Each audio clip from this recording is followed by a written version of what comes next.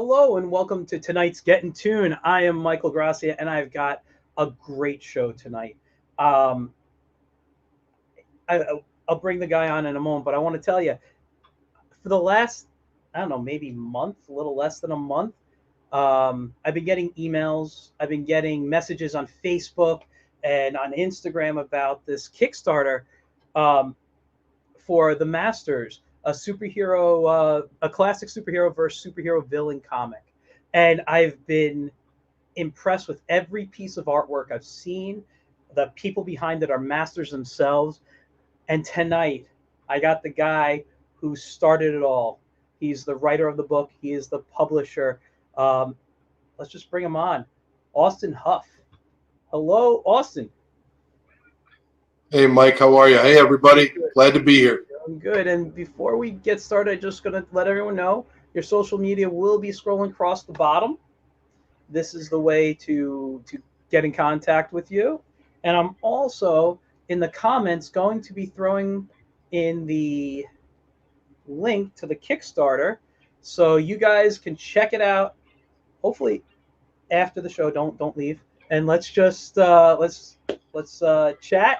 Let's learn more about this. So before we get into this Kickstarter, which I got to say I'm really impressed by. Thanks, Mike. And listen, you have obliterated your goal. you know, in I don't know how long this was funded, but you still got 16 days to go, and we do. You have done very well on this. Thank you very much. You're very welcome. This is great stuff, and I'd like to get started by getting to know a little bit more about you. Like, before we get into this, what got you into comics? What, is this your first, role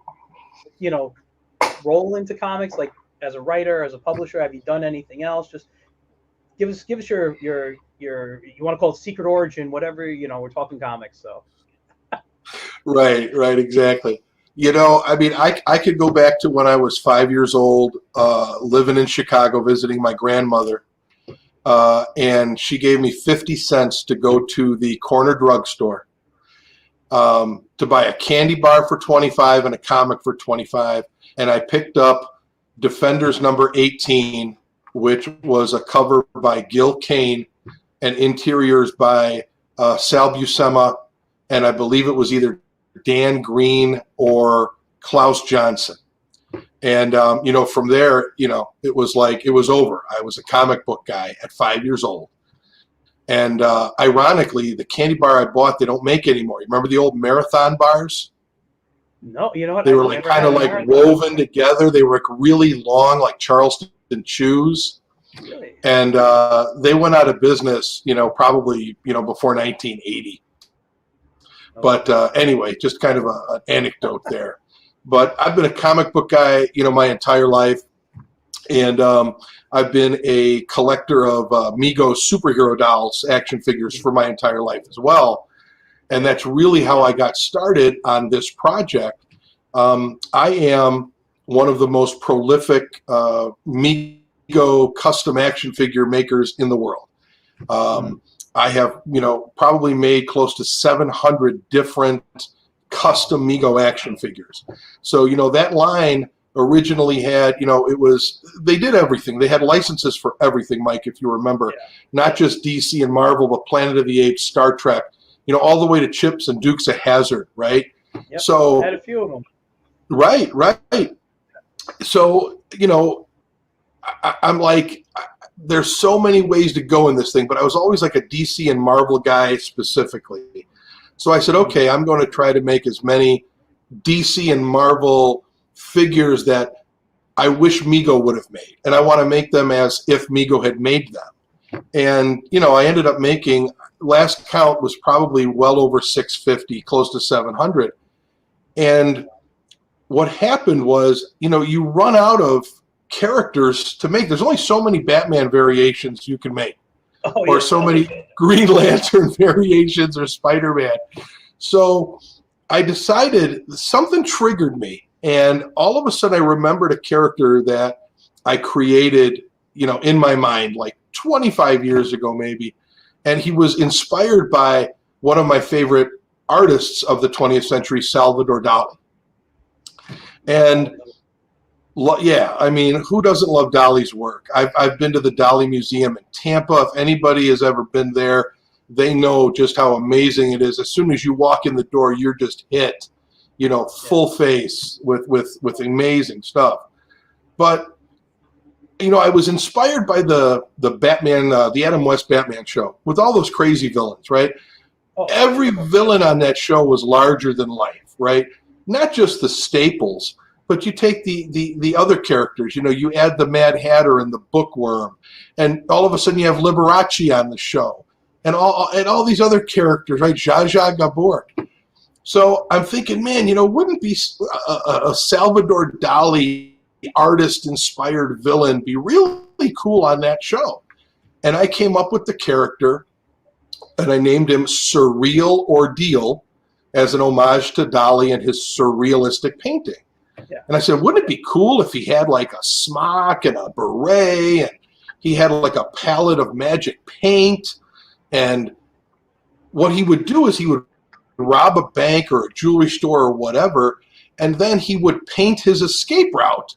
So he could immediately, stop in an alley or stop in the middle of the bank vault and just paint this surrealistic painting and jump into it, and he's into another dimension. And that's his escape. And he's the only one who knows how to get in. He's the only one who knows how to get out. Who the heck's going to jump in after him? Well, Batman and Robin would, right? Oh. They're brave enough, but not Chief O'Hara. He wouldn't get his fat tuchus into that painting. He's like, where's Batman? So I created this guy in my head and then kind of tucked him away for the better part of 2 decades. And a couple of years ago, I think it was, maybe I was watching an old 66 Batman show on FilmRise, or maybe I was running out of ideas for, variant characters or new characters I wanted to make in Mego style, or maybe it was a combination of all of the above. And I was triggered to remember Surreal Ordeal. And I'm like, wow, yeah, you know what? Now's a good time to make this guy. So I sat down and I created, and again, I have this all, as they say, bass-ackward, right? I created my toy line before I created the comic book and the story, because everything was in my head. I knew who I was creating. You might not have known who the heck it was, but I knew who it was, and that's all that matters, because he's just going to sit in my display case in my office, and I'll see him every day, and I'll know. So I put together the action figure, and then I'm like, God, this guy's kind of lonely. Wouldn't it be cool if I had a whole gang of artist-inspired villains, right? Like their own Legion of Doom or Masters of Evil or something like that. So being the systematic attention to detail guy I am, I sat down with a notepad and a pen, and I just started writing down every artist I could think of that might even just have a little bit of a chance of being a really cool villain for Batman. I had these guys in my head in the Batman universe. And, I'd share it with some friends of mine, and they're like, oh, who would be great would be Andy Warhol or Picasso or Jackson Pollock. And I'm like, okay, yeah, those guys are good, but, I want people who are visually stunning. Now, Warhol definitely fit that. But I thought, you know what? I kind of wanted to go more towards the brave and the bold Jim Aparo feel at this point in my life. I didn't want to go after the campy 66 Adam West show. I'm thinking Warhol would be perfect for that. He would have just been amazing on that show, right? So I going through my list, and the 4 best alternatives that I came up with were inspired by Ansel Adams, the famous black and white photographer. Yep. Keith Haring, the guy who got his start with making graffiti art in the subways in New York City, where you're from. Yep. Yep. Toulouse-Lautrec, who physically is visually stunning because he's only 4'8", not to mention he's a master artist at 4'8". And then who's considered the the godfather or the father of surrealistic art, Rene Magritte, who has this incredibly famous painting where it's considered a self-portrait. And if you look really closely, you can see that it is a self-portrait of him, but he has a giant green apple in front of his face. And I'm like, you know what? I think I could really do something with these guys. So Ansel Adams became Panorama, a villain who has a magic camera that will, if he uses it on you, it will suck you, body and soul, into it. And then you're trapped inside the camera, inside this black and white world, similar to Ansel Adams' photographs, like Old Faithful and Yosemite National Park and Wildlife and Wilderness. And it's all black and white. It's not in color. So if you're inside there, you're like, what the heck? How do I get out of this? And Graffiti is what I named the Keith Haring character. And what I did with him was I made him a symbiote. Now, back in the 80s, Keith Haring was doing a photo shoot with the famous photographer Annie Leibovitz. And Annie Leibovitz is probably most known for all of the work that she did with musicians and actors and actresses, and she was always published in Rolling Stone magazine. She has this photo shoot with Keith Haring where he's in this room and it's completely painted white, and then with black paint he paints all of his designs, his animal figures, his people, whatever. Well, she convinced him to get naked and paint himself white and paint designs in black paint all over his body to kind of camouflage into the room. And there's a picture that I originally saw back in Rolling Stone magazine. It had to be 84 or 85. I mean, I was probably 15 or 16 years old. And it left such an impression on me that, some 35 years later, I'm like, I've got to make a character out of that version of Keith Haring.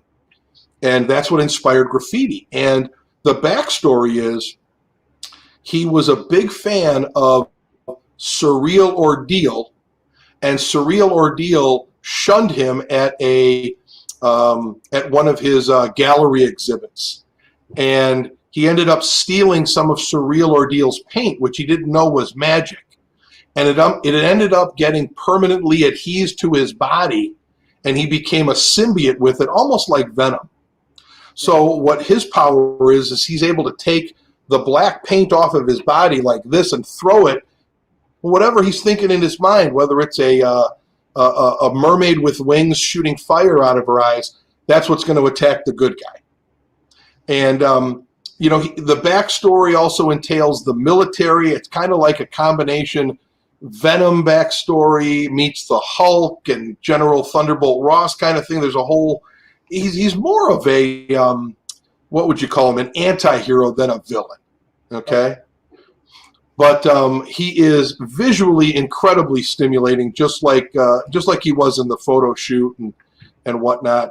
The Rene Magritte character with the apple over his face, he's also born from Surreal Ordeal.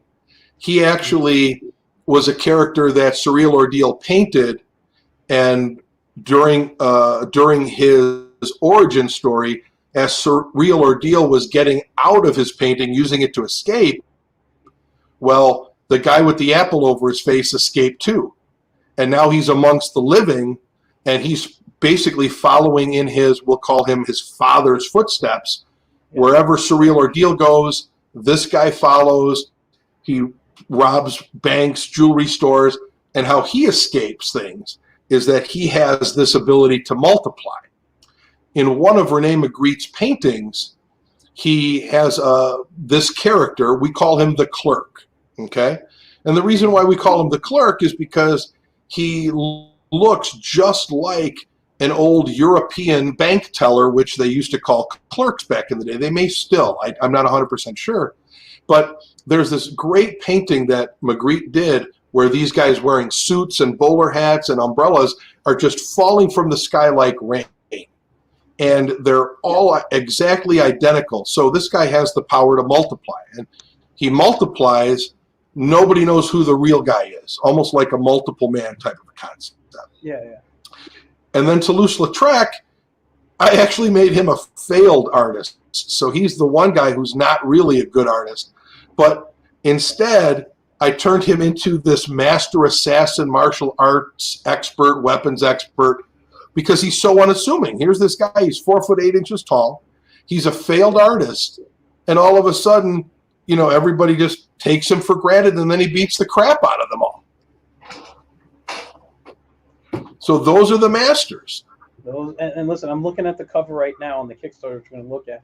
I'm just loving everything. And I got to say, well, I got a couple of comments. First of all, Tyler B. #2 is your cousin. He says, "What's up, cuz?"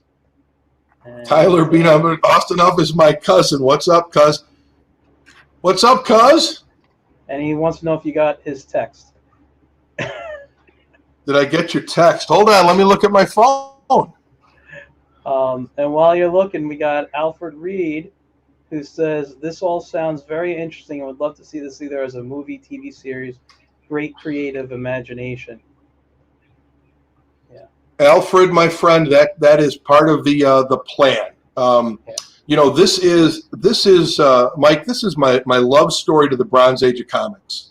Yes. And when I originally thought of this project, I wanted to do everything that was popular when we were kids in the 70s and 80s, and we've got everything. The first time we did the Kickstarter, we wanted to do everything at once. We threw all the spaghetti at the wall. Yep.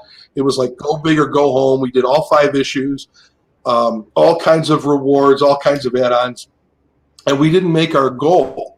I think the biggest reason why we didn't make our goal was because of me and my credibility. I have none. Nobody knows who I am. They may know who Ramona Fradon is and Pablo Marcos and Mike Grell and all these people we've been able to put together on this project, but they're not the ones who are signing the checks. They're the freelancers. They're the hired guns. Yeah. I'm the one whose reputation is on the line. So we kind of pulled back. We sent out questionnaires and we talked to a lot of different people, got some really good advice, and we decided that we're going to relaunch one issue at a time. And we need to bring our credibility here, you know. So people have been overfunding this thing. We wanted a goal of 2,500.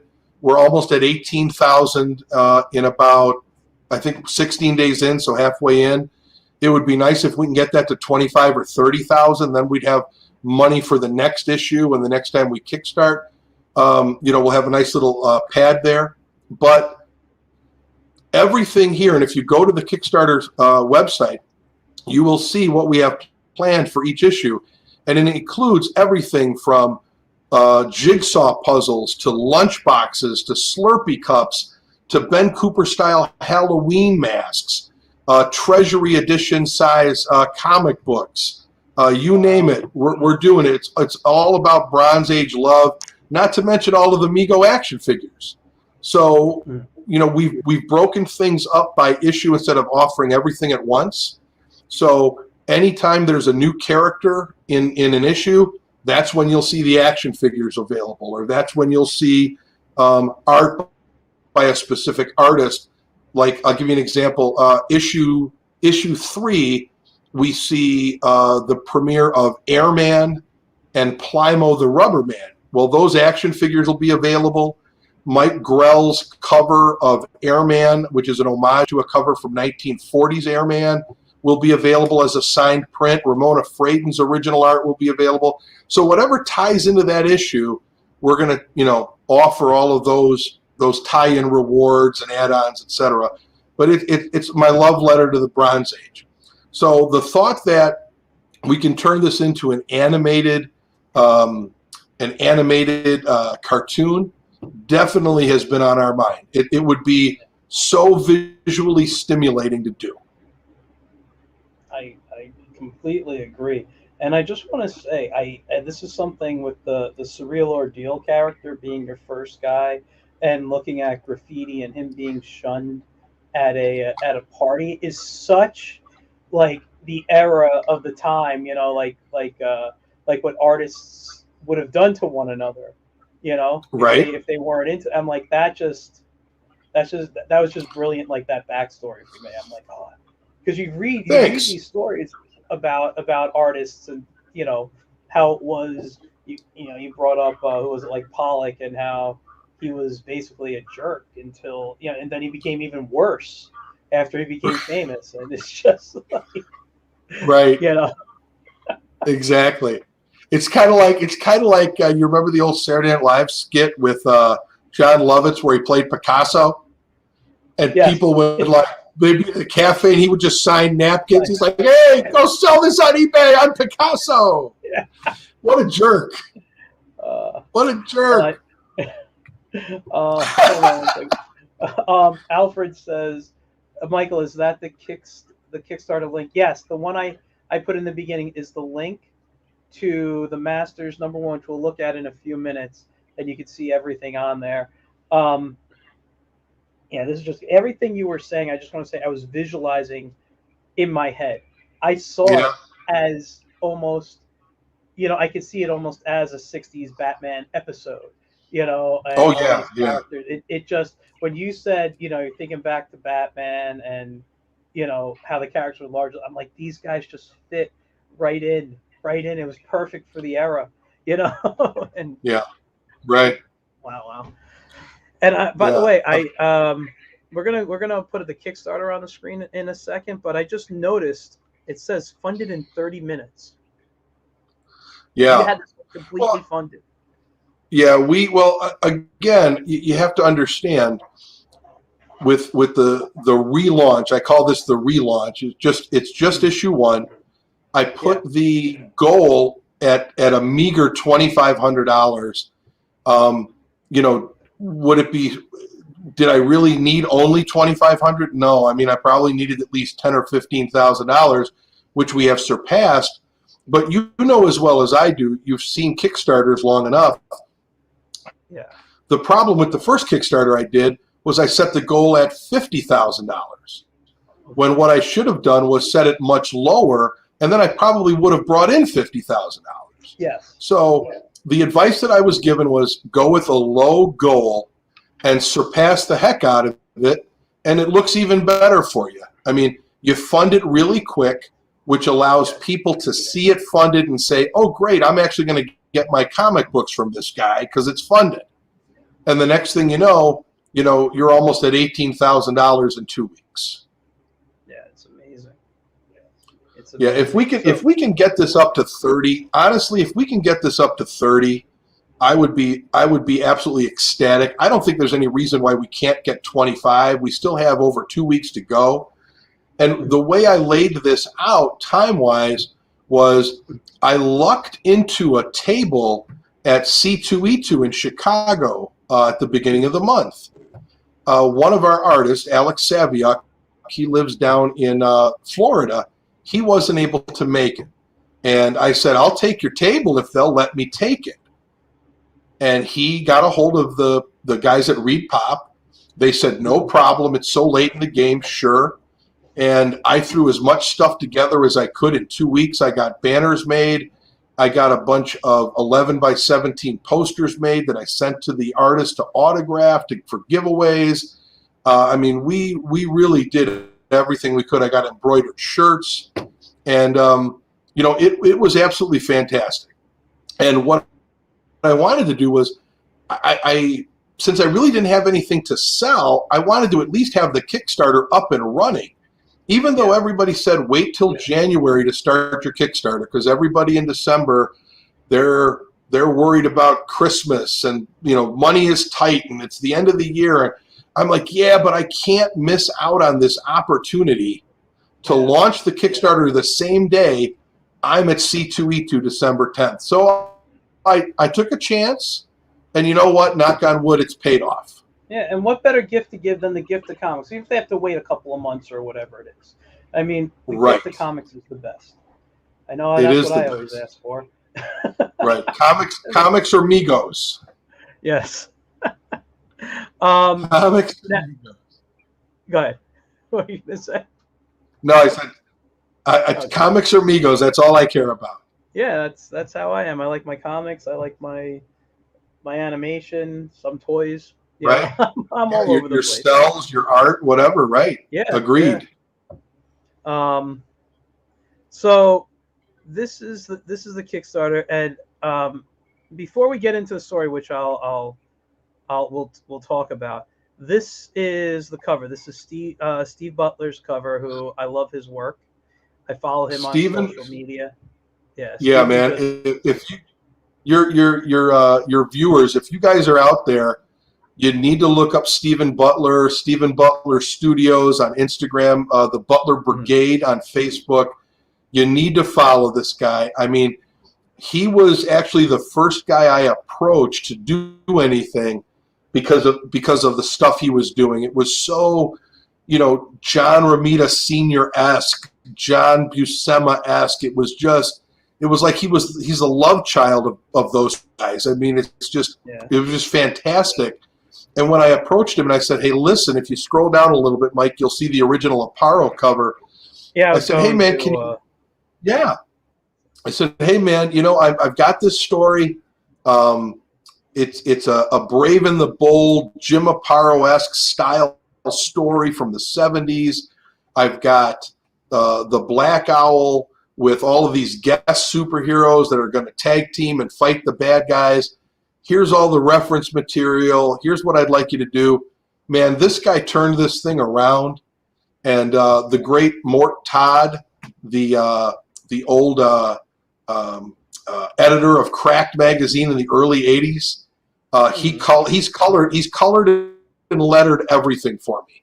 Really? He's like the one consistent. Yeah, he's like the one consistent guy throughout the whole book. Besides me, of course. I've got different artists for different sections and covers and whatnot. But Mort Todd, his coloring and lettering runs through the whole series. I wanted to have something that tied it all together, but still give it a feel of like an anthology series type of a feel. Yeah, this is great. And by the way, the Black Owl, is that a public domain character or your own creation? No, all the superheroes are public domain. See, all of the bad guys, except for one bad guy, and he's the leader of the Masters, who will be revealed in issue number 5. I mean, that's the big reveal. He's a public domain villain from years ago that everybody is familiar with, and I think once he's revealed, people are going to be like, "Holy cow! I cannot believe you brought that guy back." And this guy, he is a fixture in literature. He's a fixture in film. He's a fixture in television. And you're going to be like, wow, that was really a cool reveal. All of my artists think it's a cool reveal. Number one, I'm a huge public domain fan, so I think that's awesome. Number two, I'm sitting here listening to your clues, and I'm sitting here trying to figure out who it could be. Well, and I'm not going to say anything on air. I won't say anything. Any guesses on air? I don't want to spoil nothing. Let me touch on the public domain guys, because this is an interesting story, and it's vital to the whole origin of the Masters and what I've been doing. Back in, God, it had to be February of 2020. So this is right before the whole world shut down, right? Art Baltazar is a very dear friend of mine. We have been very good friends for probably 15 or 16 years. He is an amazing cartoonist for DC. He does the Tiny Titans, the Super Pets, all that great stuff. I mean, I'm very familiar with his work. I'm a big fan of his. Yeah, as we all should be, Mike, right? I mean, he could actually create a style guide for his style. I mean, there is an Art Baltazar style, just like, Garcia Lopez did that style guide back in the 80s, right? Yes. So Art and I were out at lunch. We go out to lunch maybe 3-4 times a year. We live about an hour and a half away from each other, and we always pick someplace in between to meet. And we met in early February or middle February 2020, and I showed him my action figures for the Masters. I showed him my plot summary. I said, I want to make this a Brave and the Bold Batman story a la Jim Aparo 1970s. I've got Batman, and his guest superheroes are going to be Green Arrow, Hawkman, Elongated Man, Red Tornado, and the Atom. And they're going to pair up, and they're going to take on each one of these bad guys, and they're going to lose in each chapter. And then Batman, with his detective mind, is going to figure out who's behind the whole thing and how to stop these bad guys, because they've gotten their butts kicked throughout the whole, every chapter, and they're going to end up winning in the end. Art Baltazar looks at me and goes, Austin, this is fantastic. This is great. You've got everything in here. He's like, in 2 weeks, I'm going to be at C2E2. And I said, yeah, I know. I go to C2E2 every year. I see you. He's like, I want to introduce you to the publisher of DC Comics, because I think he's going to bite on this. This is just too good. Well, in 2 weeks later, the day before C2E2 started, we know what happened to the publisher of DC Comics. He was let go. And a few months later, I think DC was in absolute turmoil. They laid off about 250 people themselves. And what were we supposed to do? Art looked at me and I said, hey, what do I do now? And he's like, I don't know. I don't even know who my boss is anymore.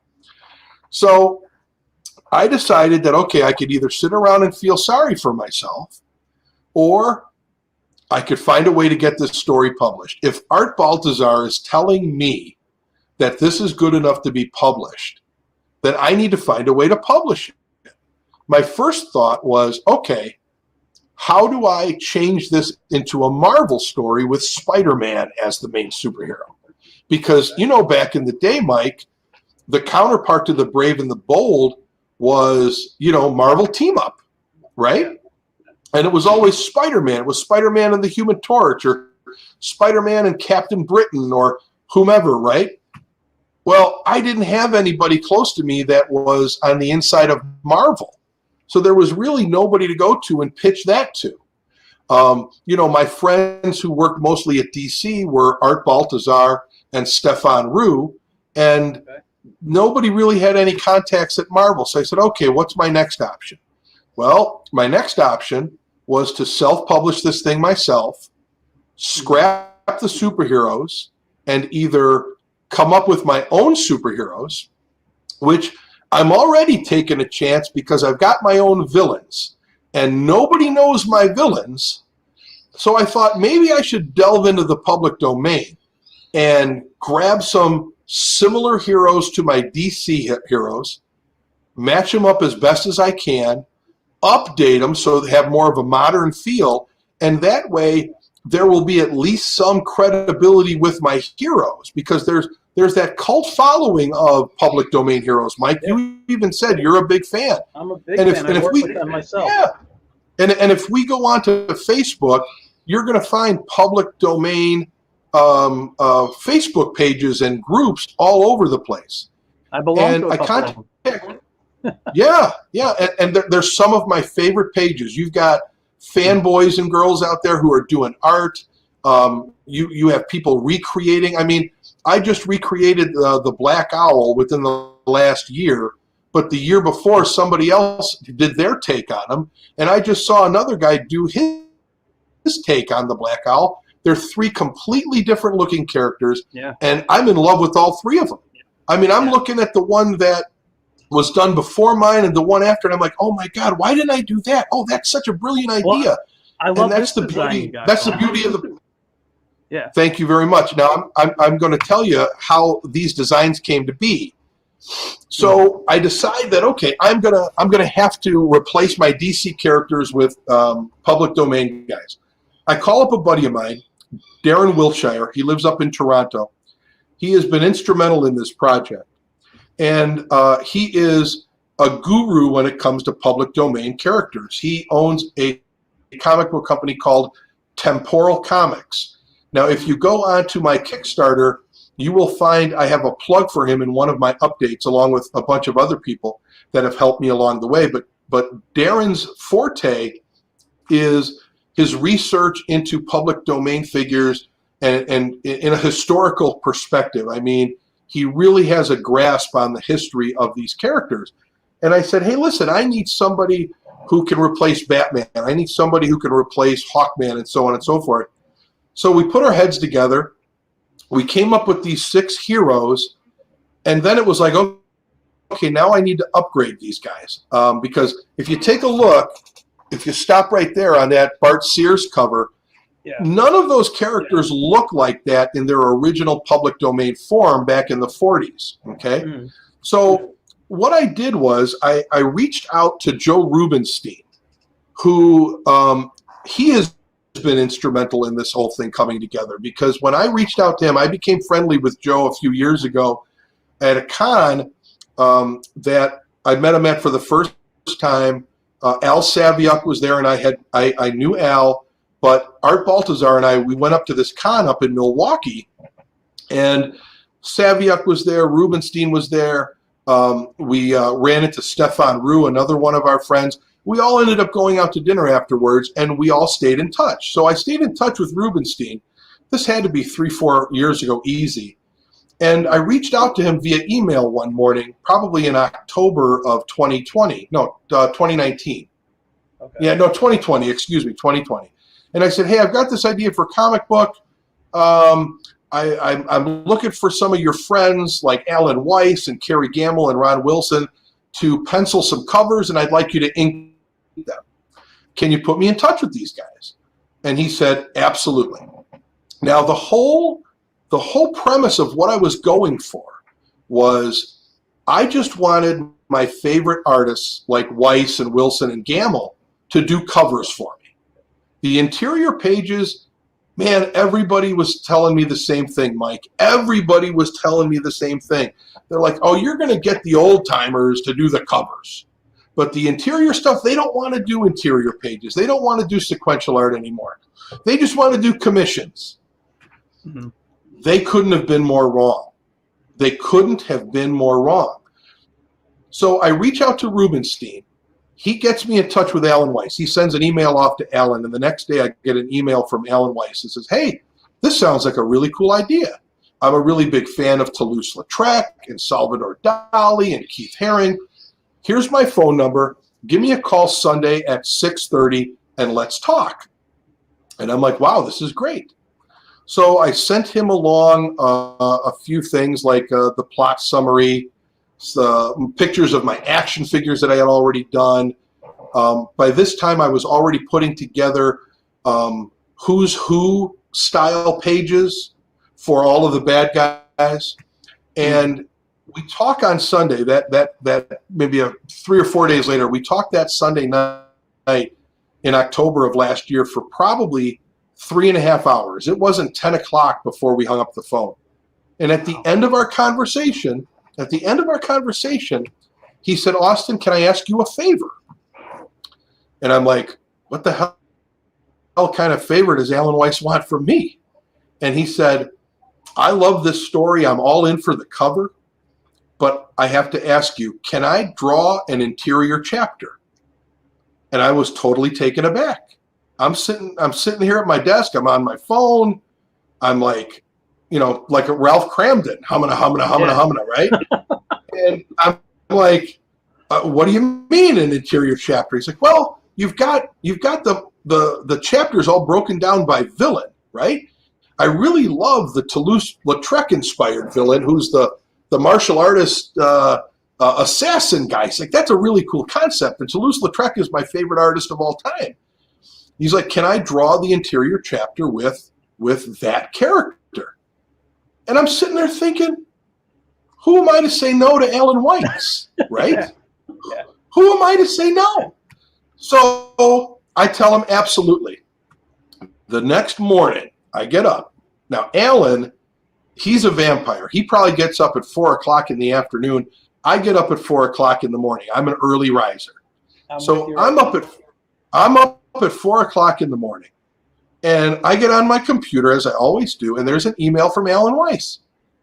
And he's got, like, sketches of the character. And I'm like, his sketches, okay, that's like anybody else's pencils and inks. I mean, this guy is so tight.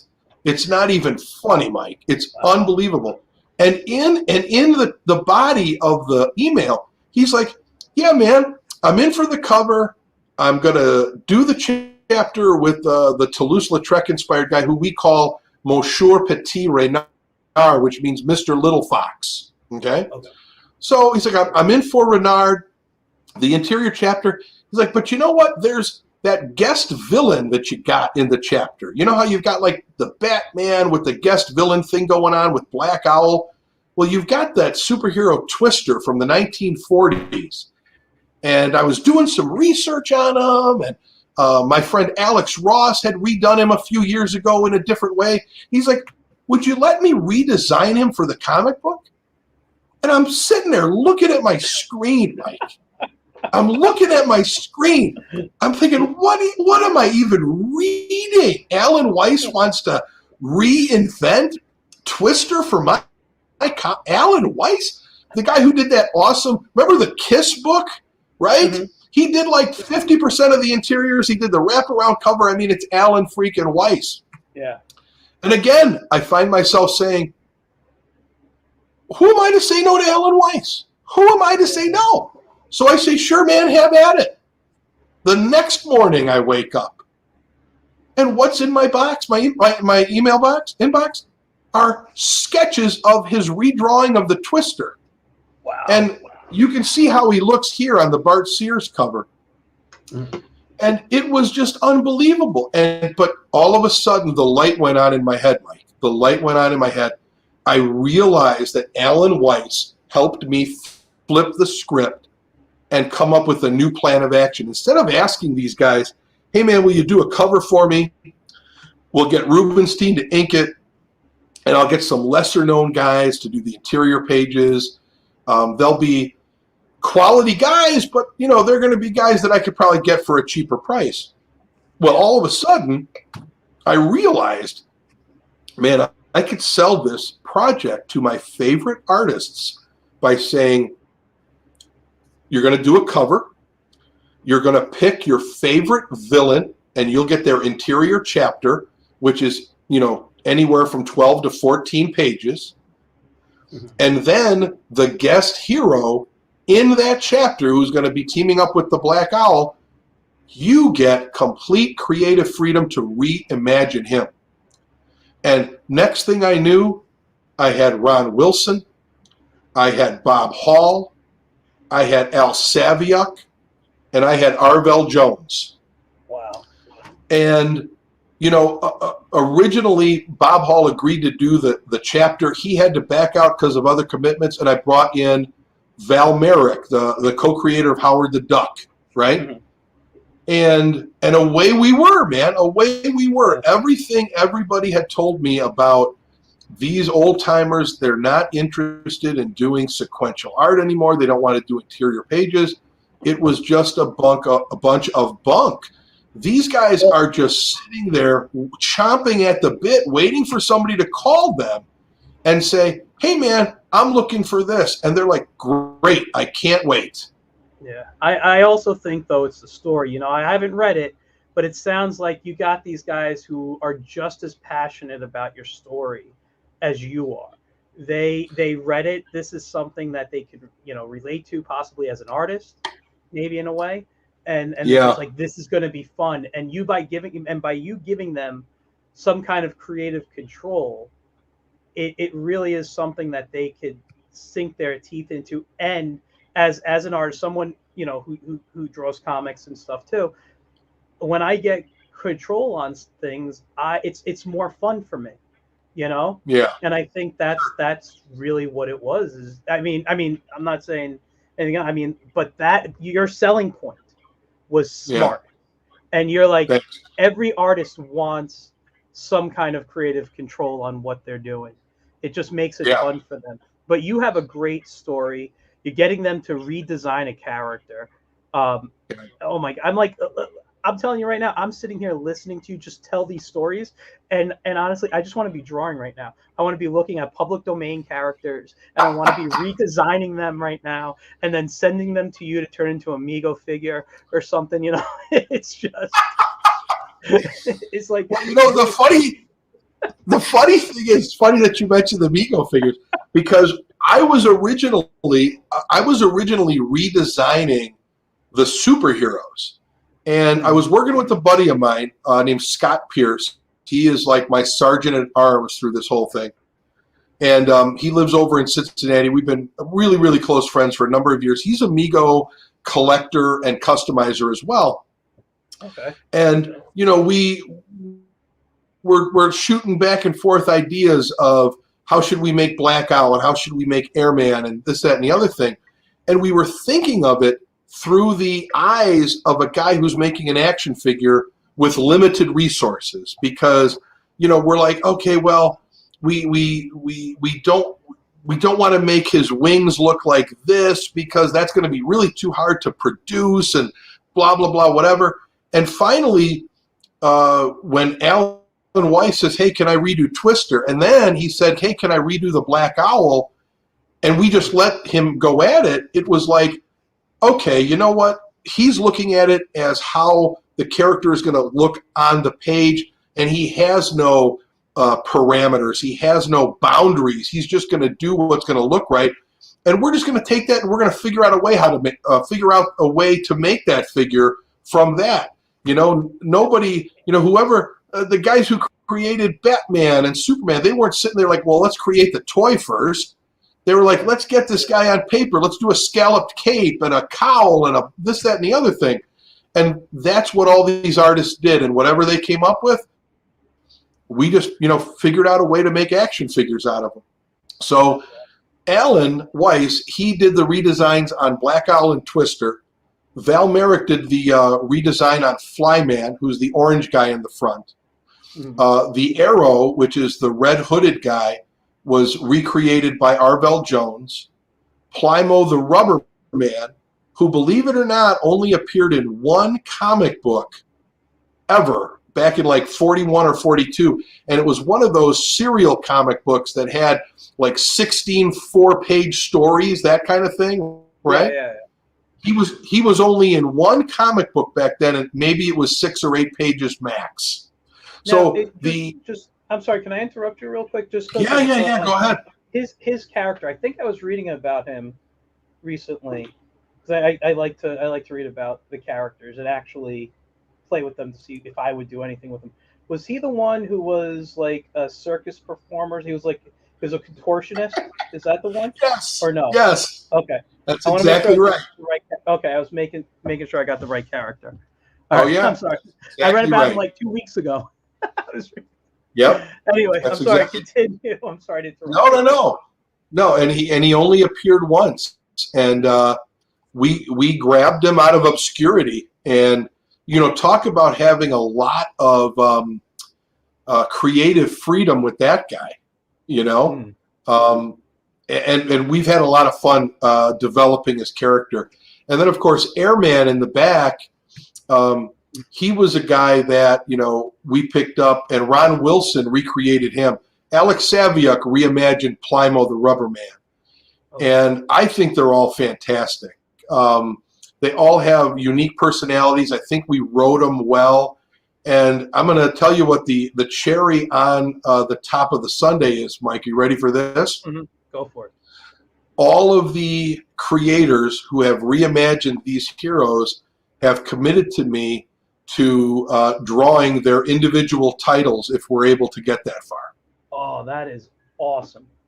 So after the Masters, the plan is to solicit stories for all of these superheroes or write them ourselves. I know Alan wants to write the Twister story. But all these guys are in for doing the individual titles for all these guys. And I think that we're going to have some really interesting material to give Graffiti his own title as well as that anti-hero, that Hulk / Punisher / Venom type of character. Interesting. I love that. First of all, I would this as someone who visits comic shops. I have mine that I regularly go to, but I visit comic shops, and I hate to say it this way, you see more of the mainstream kind of failing, and the indie section getting bigger and bigger. this is something Yeah. I'd love to see on the show. I could see myself picking this. I could see comic shops just looking at this and saying, yes, this is something we'd like to promote. I can see fans just coming in, talking to comics, because I did a show, I think it was in November, and I brought on one of the guys from the comic shop that I go to regularly, and he says they're now buying from Kickstarters and Indiegogos because their customers are coming in and telling them about it. You know, That's what's happened with us, Mike. We yeah, actually we have a retail case of, I think, 25 issues wow, on the Kickstarter, and we've already sold a couple of those cases, and that's before I've even started really marketing those. I mean, I have a whole database of comic book stores that are friendly with all of our artists that, I'm just going to be drilling down on and saying, hey, can you do a case of 25 for $100? I'll bring in, Mike Grell to do a signing, or I'll bring in Art Baltazar to do a signing, or Butch Geiss, or whoever is available. yeah, that's fantastic. Let's because we haven't even really talked about the Kickstarter yet. Let's look at some of the rewards. I know you got down here and you got this beautiful artwork and you got all these great photos of either the art or the people working on it. Like even here, this is gorgeous right here. Yeah, those are Jeff Isherwood, just a great guy. Yeah. I reached out to him because he and Alex Saviuk did a cover for a West Coast Avengers annual years ago. Yeah. Where Quicksilver was revealed as the bad guy in that actual story, and the cover has Quicksilver with his back to the audience. Well, I had them recreate that cover, and Jeff said, hey, do you have any interior pages for me to do? And I'm like, yeah, you know what? I do have about 4 or 5. And I gave them to him to work on because, not only do I have those, 5 artists, but I needed to grab some inkers. So I was able to get Al Milgram on board. I was able to get Joe Rubenstein on board. But then there's still all of the other pages that had to be filled in. So I was able to get Tom Grummett. I was able to get Stefan Rue. I was able to get Butch Geiss to do just 1 page for me, the last page of the book. I was able to get Bart Sears to do 8 or 9 along with that cover. Who else? A guy who means a lot to me is Jimmy Palmati. And Jimmy Palmati, I met him at a Cincinnati con a couple of years ago. And when I got up to him, I told him my story. I said, it's because of you, Joe Quesada, and Kevin Smith doing the Daredevil run back in the late 90s that got me back into comic books. And I told him the story. I said, Jimmy, I was so moved by what you guys were doing. I wrote a letter to the editor, and it was published in Daredevil #8. And he's like, what? And, of course, I have all of my Daredevil comic books with me there, right? So he's going through them. He's like, oh, my God, that was you? He's like, I was the guy who picked the letters to the editor for those. And next thing I knew, he's like drawing pictures of Daredevil in all my books. And we must have talked for 10 or 15 minutes. His handler kept tapping him on the shoulder. Jimmy, we got other people. Jimmy. Well, we kept in contact.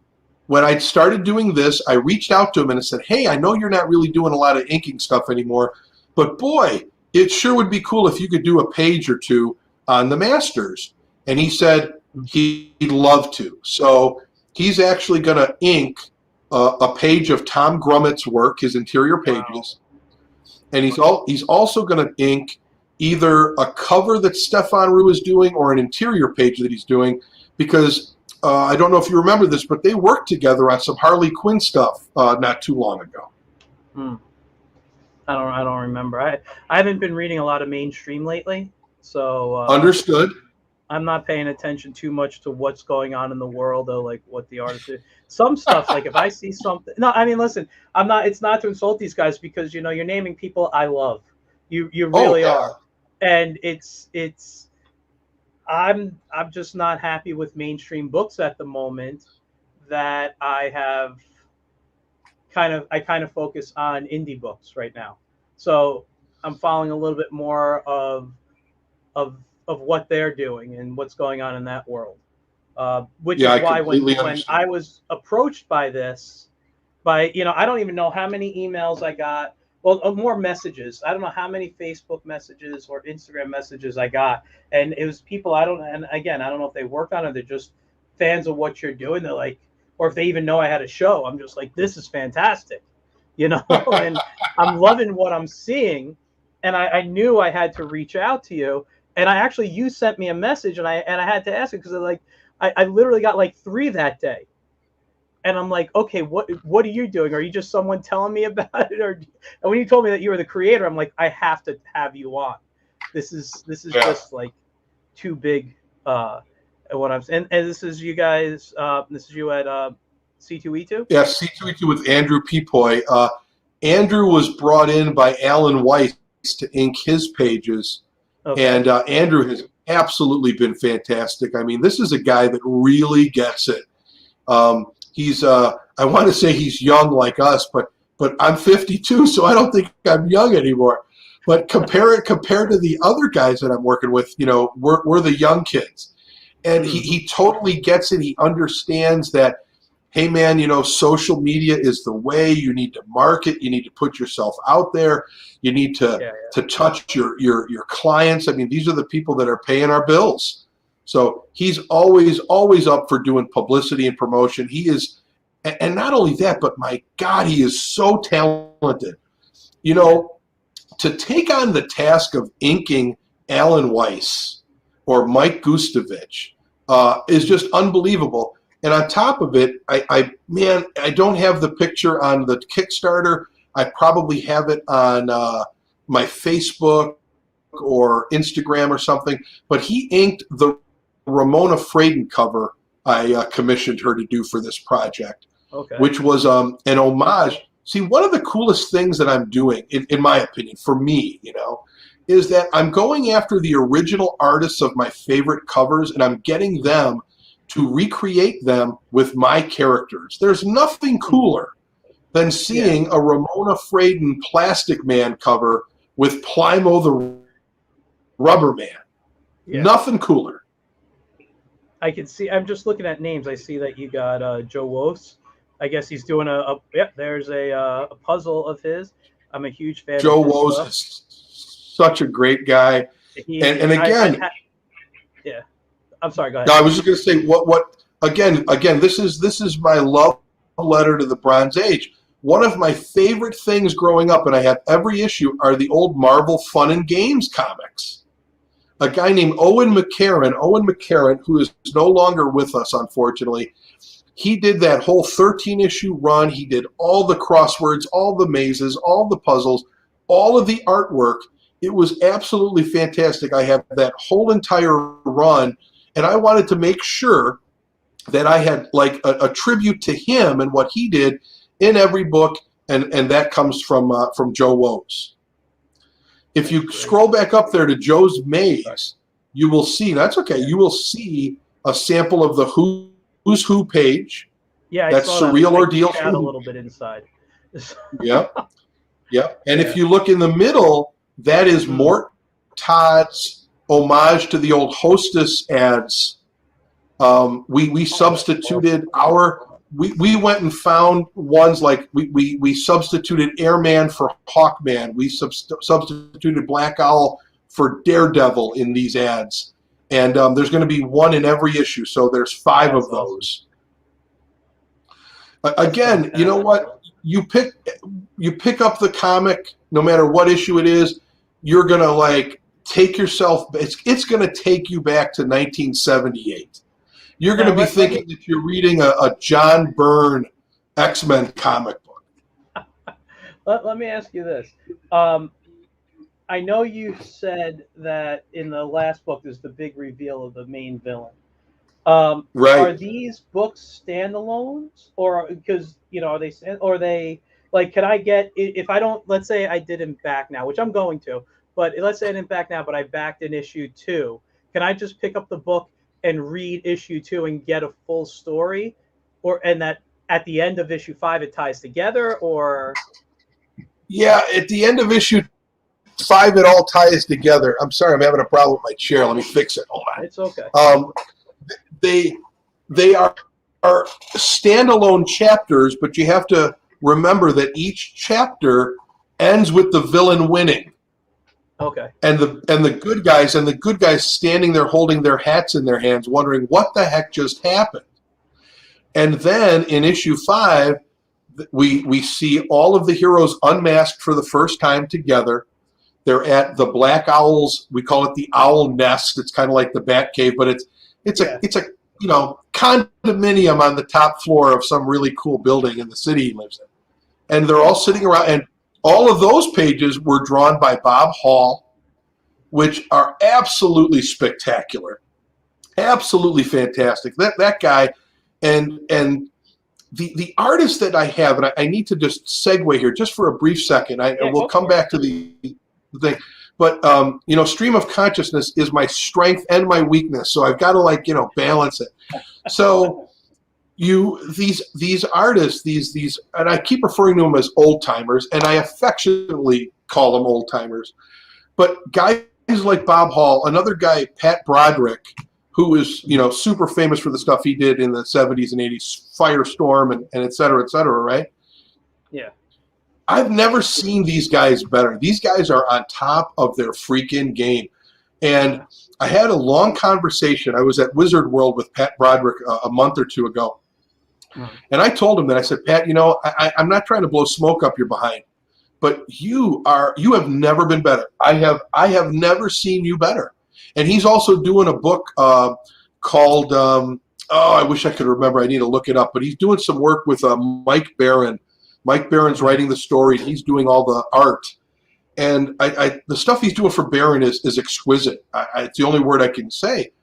But I told him, I said, you guys are all on top of your game like never before. And I truly think it is because they're not rushed doing anything. Back in the day, like you got a guy like Ron Wilson. Ron Wilson, for my money, and I've told this to him, he's on my Mount Rushmore, my personal Mount Rushmore. I don't think anybody draws superheroes better than Ron Wilson. But, man, how many covers was that guy churning out a month? Yeah. 6, 8, 10? I mean, he was the king of covers, So there are no real deadlines with these guys. They're not having to churn out, I got to do 3 issues this month or 4 issues or whatever it is. It's like I could take my time. I can pay closer attention to the detail. And they've honed their crafts, Mike. I mean, these guys have never been better. It is a shame that they are not getting more work because they have never been this good. It's almost criminal that my first time out, get art this good to publish for my story. Yeah. Getting back to the individual stories, though, the individual chapters can be, and story and issues can be read as individuals, but they are all pieced together. They are all pieced together, and they have a climax at the end where there's a big reveal, and then there's a double cross. You got to have the double cross, Mike. Well, I'm going to say this. Number one, you're going to get my money. I'm going to tell you that right now.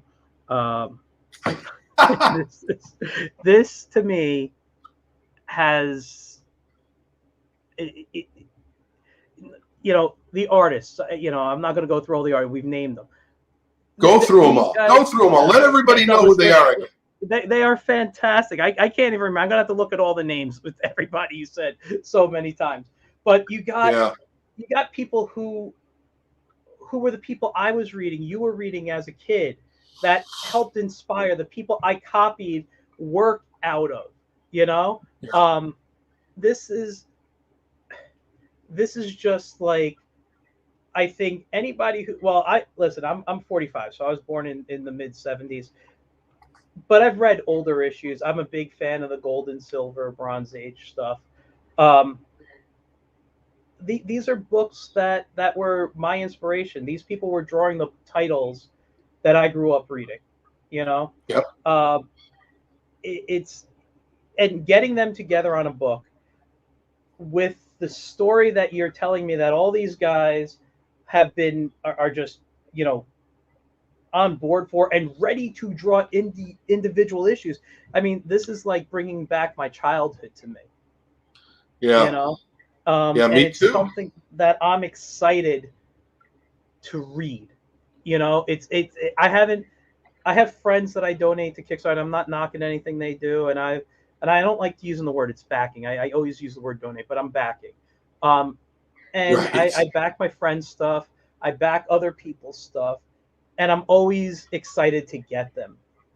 But there hasn't been a book I've backed in a long time that has made me geek out as an artist. You know, the artist in me is geeking out. The little kid who laid on the ground with his drawing pad and his comic books, and would copy the pictures out.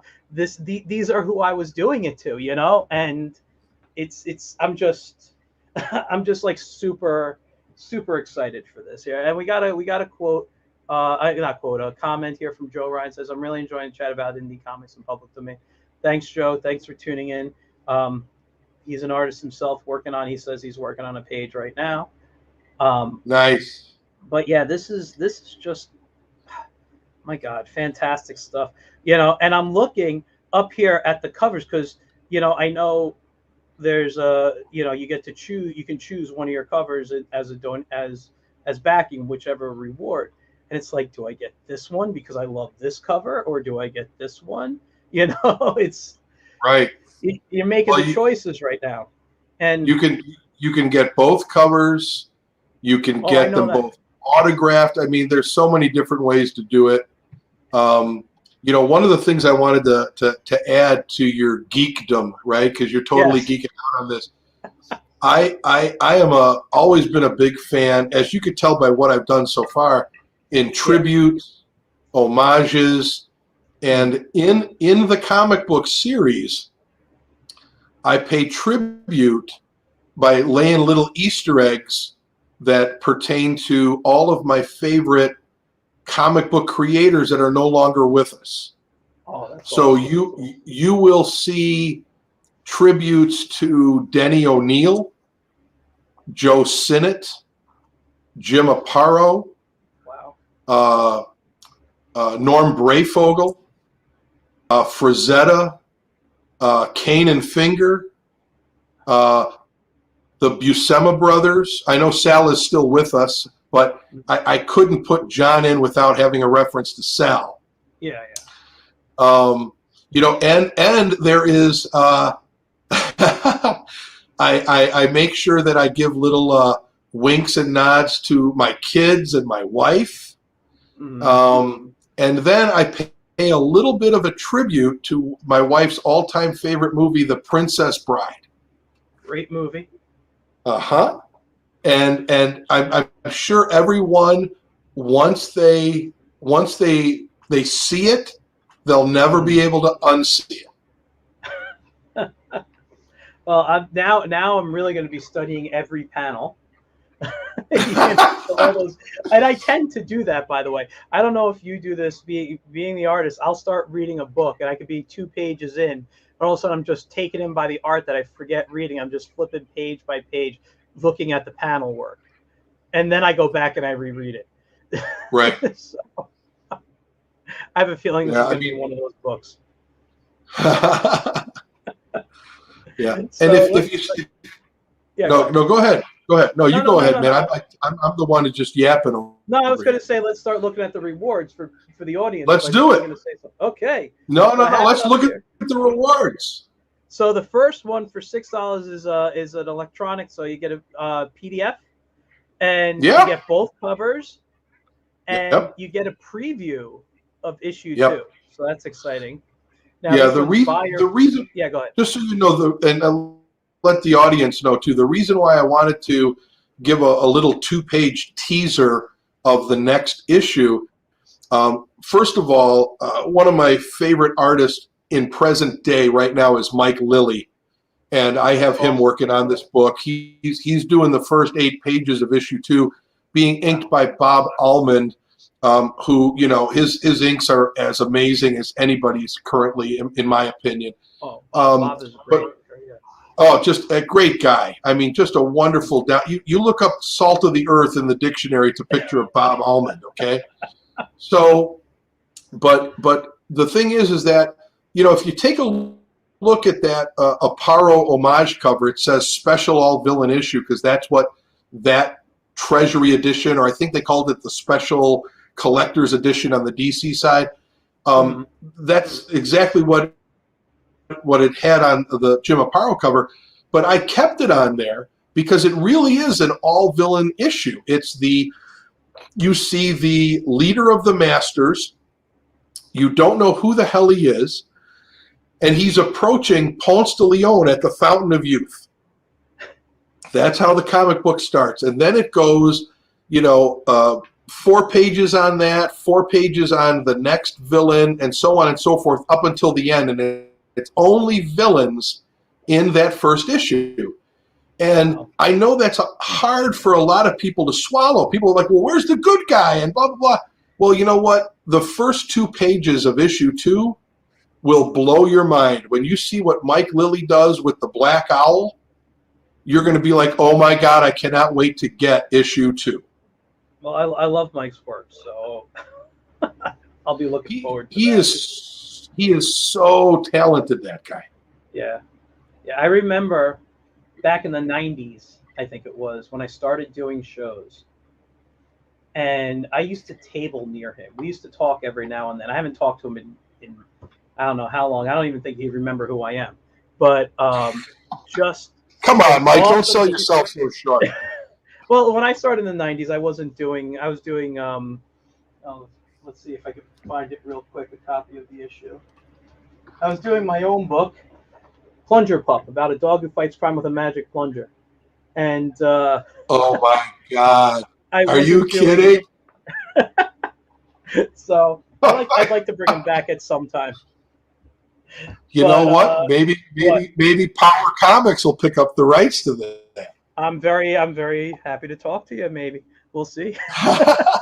He is a goal of mine to write this year in 2022, to rewrite update him and bring him back with a cool story. Nice. Hey, speaking of the name for my publishing company, Power Comics, that is a complete tribute to Power Records from the 70s. Okay. And if you remember, that was owned by Peter Pan. And Power Records, they did everything from DC to Marvel to $6 Million Man, Planet of the Apes, Star Trek, and everything in between. But for the final issue, the final Kickstarter, we are going to record on vinyl a spoken word Power Records type of recording for the 5th and final issue of the Kickstarter, which will be next winter. I was able to get Chuck Patton, the great JLA artist from the 80s. I mean, Chuck Patton is just insanely talented. I got him to recreate an old Power Records Batman cover with Black Owl swinging in and all the Masters surrounding them, and it's an absolute delight. And I have a bunch of friends who are professional and amateur voice actors, so they're going to record it for me. And that, you know, again, another piece of Bronze Age love. Yeah, that is great. Yeah, that is great. The next reward is buy your favorite artist to drink. Right. How to decide on that one? Michael Gracia. That one is a hard one to decide. Yeah, right. Then we go to was it reward 3? You get cover A. Now you don't get any previews. You don't get the digital copy with these, right? Just cover A. No, you don't. Right. Okay. You don't. And then right. you get cover B with 4. And reward 5, you get both physical copies plus the electronic versions with the first 2 pages of issue 2 preview. That is correct. That's a pretty cool one for us lovers there of the comic. And you know what?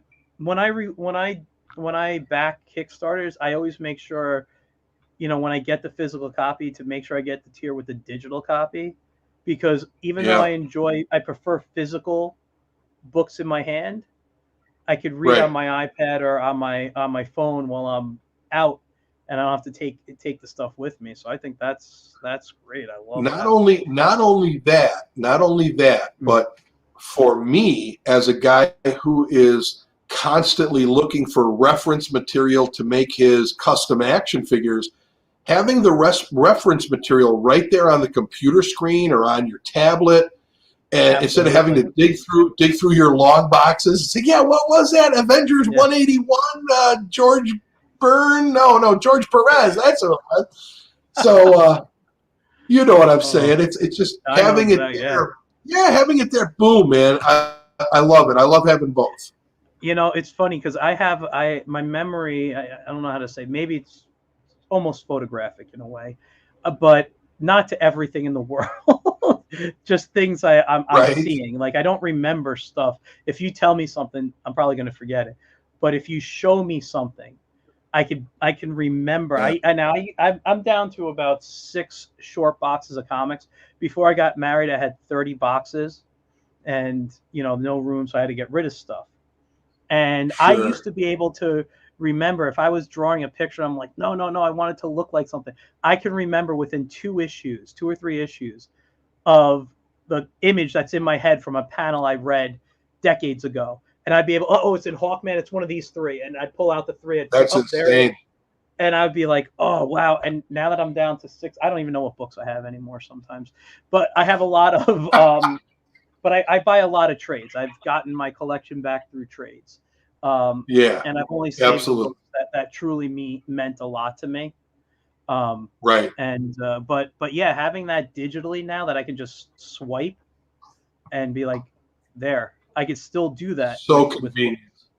Yeah, Yeah. I can still do Yeah. that with books. It's fantastic. Um, Yep. so Reward 6 is a trade paperback coming 12/20. What is the trade paperback and the hardcover? Is this the complete story? Yes. So this would be I had a lot of people request this, so I put it up there as a reward because they're like, I'm willing to wait till December to get the whole thing, because the whole thing is going to include, everything from the 5 issues, all of the Who's Who pages, all of the mazes, all of the alternate covers, all of the special poster covers that we have. I mean, everything is going to be in there. The cover that I'm showing, that black and white cover, that is not going to be the cover of the trade paperback. Okay. Or the trade hardcover. That's going to be the cover of the Treasury edition that we come out with next December. But I don't have an artist picked yet to do the trade. Again, and I'm announcing right here today, if Joe Jusko is listening, I'd like you to do the cover. So Joe, if you hear me, if you can hear my voice, wherever you are, I've got a great idea, and I'd really like you to do it. You think he's listening? I hope so. You say there's a chance. There's always a chance. Always a chance. So the Treasury edition cover, if you take a look at that, that is an homage to the League of Extraordinary Gentlemen. I was going to say I have that book. Yes, yep. It's an homage to the League of Extraordinary Gentlemen, and it was done by Stefan Root. And in the frames on the wall are going to be paintings that relate to each of the characters on that cover. Now, on the back cover, because if you remember when we were kids, Treasury editions always had a front cover and a back cover.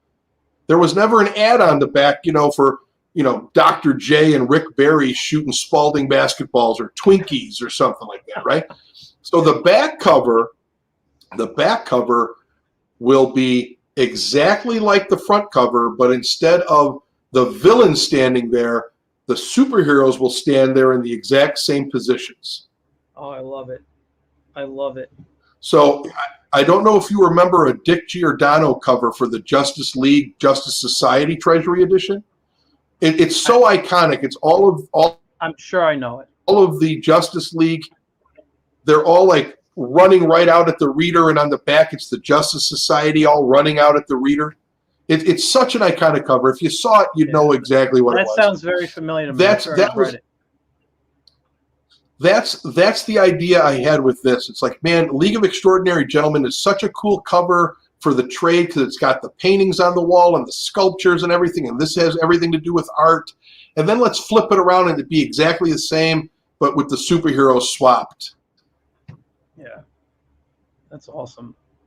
Awesome. Thanks. And here's the retailer package level, which That's any right. retailers watching, please, this needs to be on shelves. People need to see this. Yeah. People Or people tell your local comic shops to get it. Yeah. No, totally. This is something I'll be reaching out to the few stores I know I'm very friendly with. So Great. Thank you. Number 9, 300.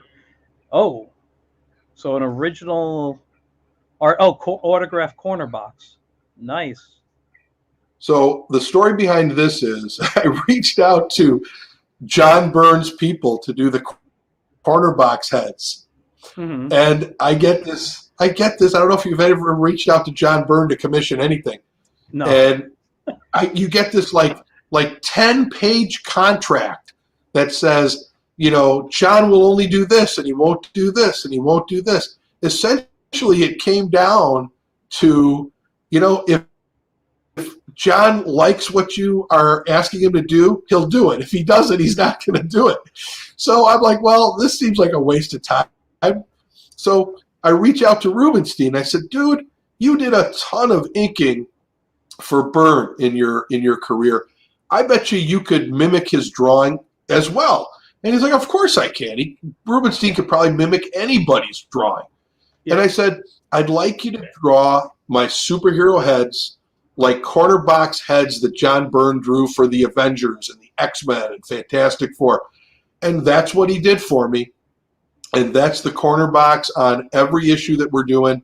And we put these up, the originals up, and they were like one of the first things that sold when we launched. They're gone. Wow. That's awesome. Yeah, they are awesome. And the guy who won them came to, or I guess won, I guess is the word, yeah. He came to C2E2. I had him there. So we took some pictures together. He saw Joe sign it and everything. It was pretty cool. That's awesome. Yeah. And for 500, this is a page. Wow. That is original art. Yep. Yeah. That's Mike Gustovich. Mike Gustovich, yeah. Justice what's the character's Machine. name again? His name is Monsieur Petit Reynard, Mr. Little Fox. Little Fox. Petit Reynard. I should have figured that out because I remember the first time I heard the term Renard. I'm a big Zorro fan, huge Zorro fan, sure. And I was watching the '90s Zorro. I don't remember the show in the '90s. It was on like a Family Channel, New Line Cinema or something. I don't remember that. They did an episode. It was very like campy, almost. I don't want to say Batman '66, but it was toned down, very kid friendly. And they did an episode where he went to France, and he was up with the descendants of the Musketeers. Really? Yeah. That's cool. And he went by the name Renard.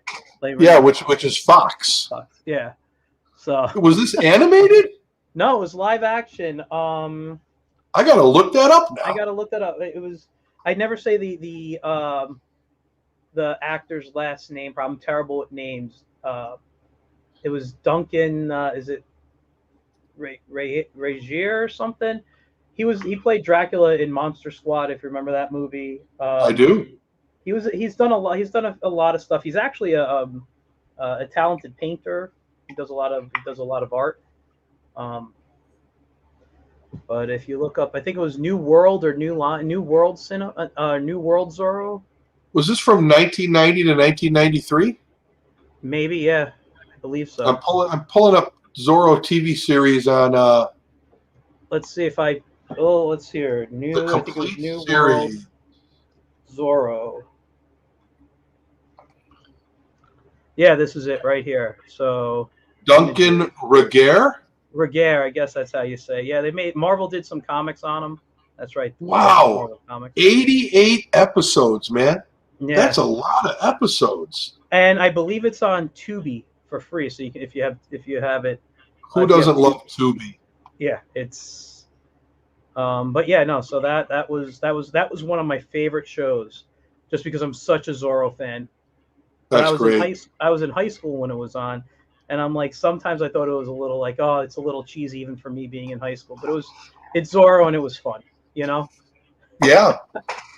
The Mego Zorro, which was produced and distributed by Palatoy in the UK, is one of the most sought after Mego figures out there. It's so expensive, man.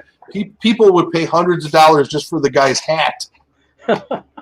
I could imagine. I mean, listen, he is an international character, you know. Yep. But yeah, and there's a lot of fans out there. Yep. A lot of fans. Let's go on to the add-ons. So $20. Tell us who you want to sign your book and where. And oh, that's cool. Let me pin up. See, now that's nice. I really do love this cover. So this is like a poster size. Like 11 by 17. I'm just thinking of the add-ons now, because like I told you earlier, I have a picture. I'll just show it to you real quick. I don't know if you can see up on my wall. I have this Disney 100 years underneath the Little Mermaid there. Yeah. It says Disney 100 years. Underneath that, I have other things, but I tend to redo pictures, and I got a Joe Sinnott Spider-Man underneath there. I got a Keith Williams Phantom under there. There's a bunch of stuff, and I'm like, what's the next thing to cover one of these pictures up? And that's what I'm looking at, and I'm really digging both covers here. Hey man, they are yours for the taking, brother. And then we you got can also have art. You can have an Art Baltazar. Art, I love Art's style. I do a lot of cartoony stuff like that, but not exactly his style, you know. But I'm very cartoony like that. I love it. I love all that fun stuff that they do.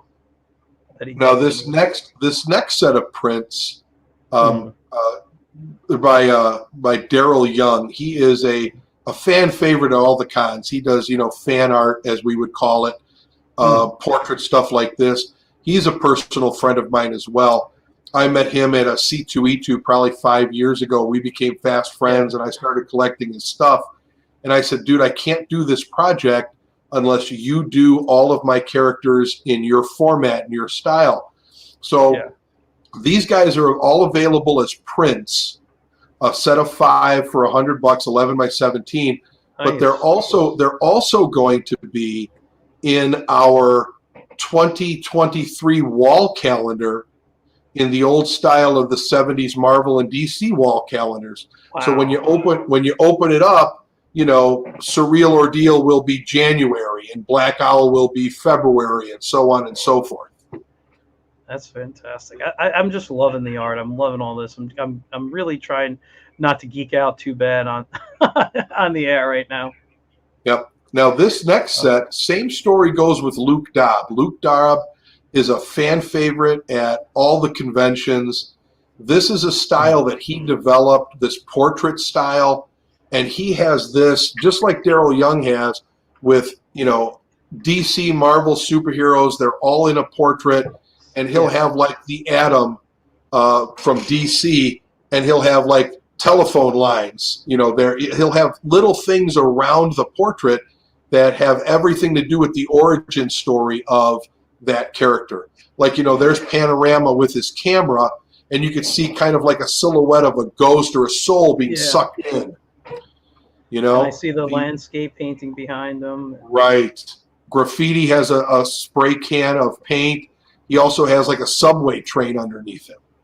Yeah. The brick walls here. Right.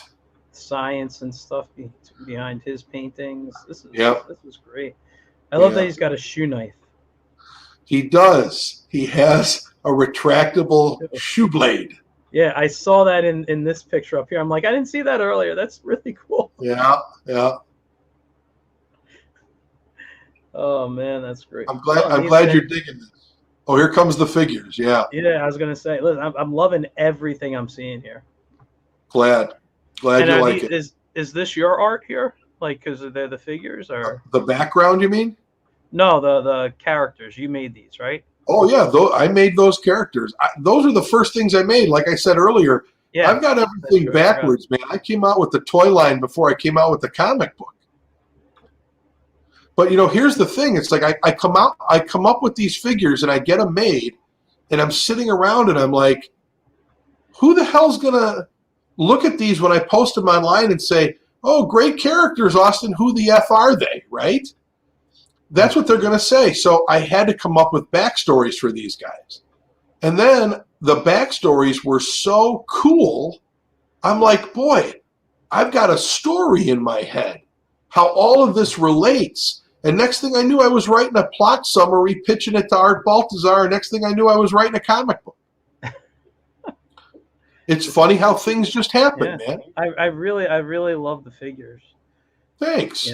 If you scroll up a little bit, you can see I made this. Scroll down. Scroll down. Sorry. You'll see like the individual paintings that we recreated to put behind, kind of like a museum. So the card art for the figures are going to come in removable clamshells, and the backer cards actually serve as a diorama. And if you line them all up against each other, like say on a shelf, it looks like you're in a museum. That's awesome. Thanks. That is awesome. And now you got your shirts. Yep. Sold one of those today. Very happy.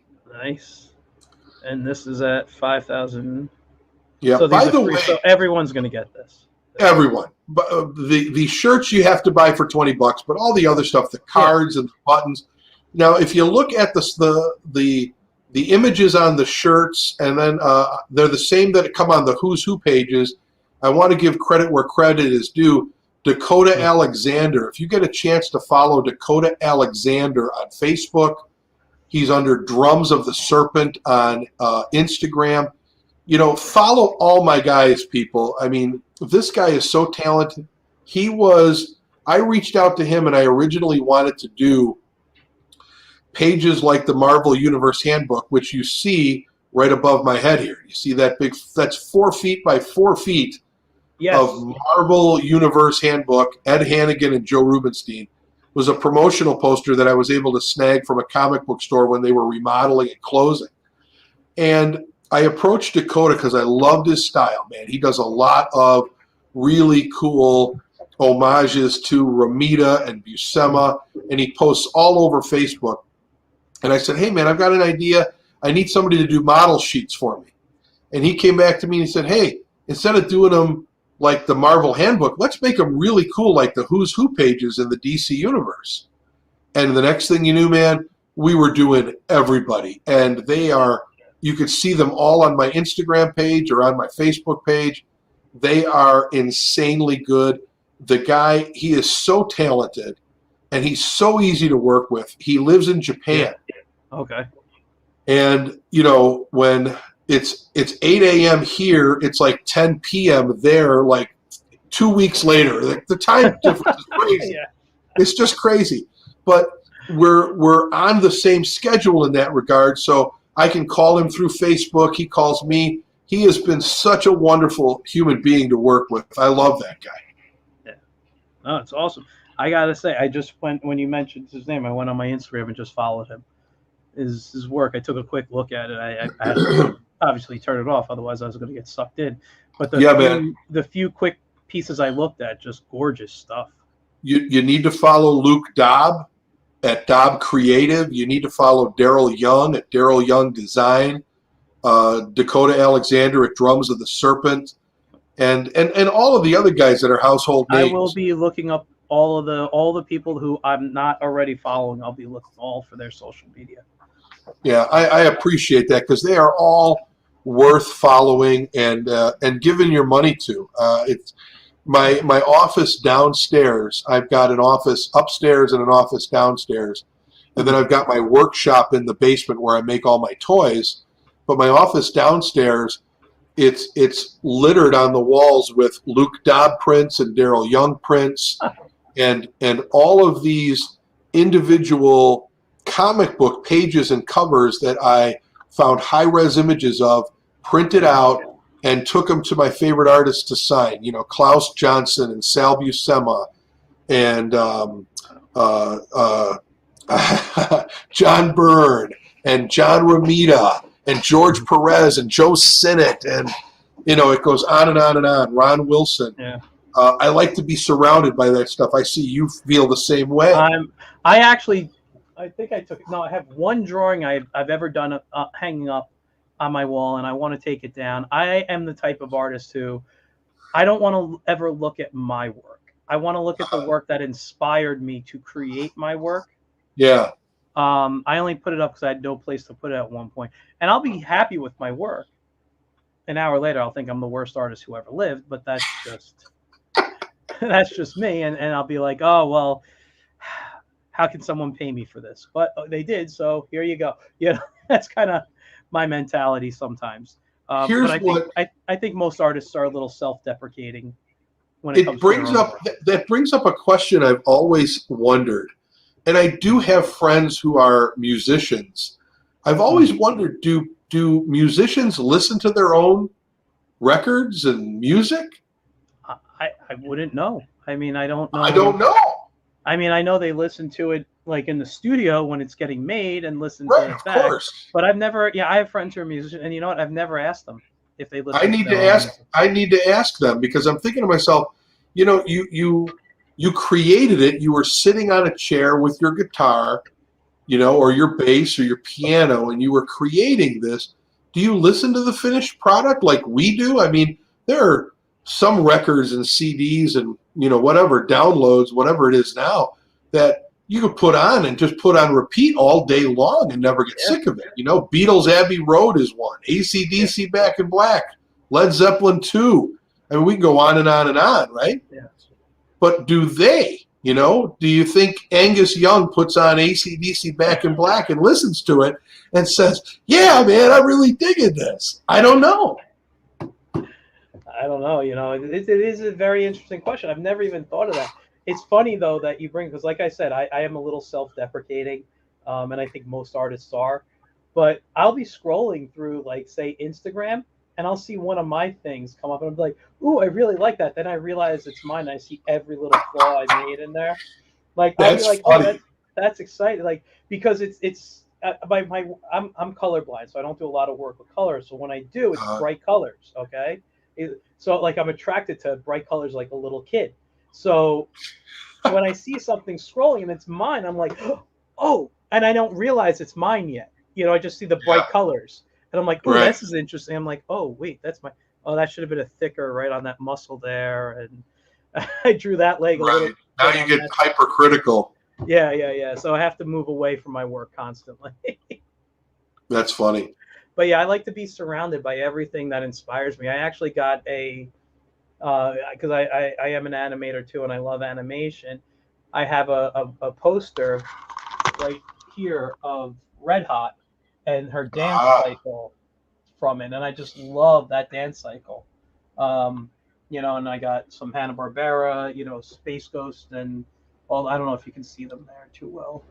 Not really bright there, but I got a Calvin and Hobbes print up there from their last strip. Calvin and Hobbes. Yeah, so and my all-time favorite, which will be hard to see, but up there is an original Sergio Aragonés Gru. My thing doesn't go up far enough. I don't know if you can see That's okay. I got you. Right there is the Gru. It's Gru and the minstrel, and he's got his dog, and there's a little colored pencil dragon on top of the minstrel's lute. Awesome. And that is my most prized possession right there as an artist. Very nice. You know, I love Sergio's my all-time favorite artist. I have a funny story. My wife and I, we were in the process of buying our first house. This had to be back in, 99, I think it was. And I was going to treat myself. This was when, you remember, they had the Warner Brothers stores available around. Love the Warner Brothers stores. Yeah, right. That we all our Christmas money would go there for the boys. We have three sons. Well, I wanted to treat myself. We're going to buy a new house. The only thing I wanted was this beautiful lithograph, this numbered lithograph of the history of the Batmobile. Okay. And in the middle was this, it's a huge, huge frame. And in the middle was the Adam West Batmobile, and then it was, 40s, 30s, 40s, 50s, 60s was the Batmobile from Adam West, and then 70s, 80s, 90s. And the 90s was the, did they have the Christian Bale movie out yet? No, it was still the crazy Michael Keaton one with the big fin in the back. Yeah. I wanted to treat myself to that. I saw that at the Warner Brothers store, and I'm like, babe, when it's time to move, we're going to go and we're going to buy us one. We get to the store, and it's gone. Somebody bought it. It was a numbered edition, right? Up to 200 or 250. And I told the guy, I said, oh, man, I really wanted the history of the Batmobile. And I think it was like $200. And I'm like, I saved this money. And again, 20-some years ago, I didn't have 2 nickels to rub together, let alone $200 to spend on this. But I was going to treat myself because we're moving into a new house, blah, blah, blah, right? He's like, oh, the history of the Batmobile. I think we have one in the back. We've never uncrated it.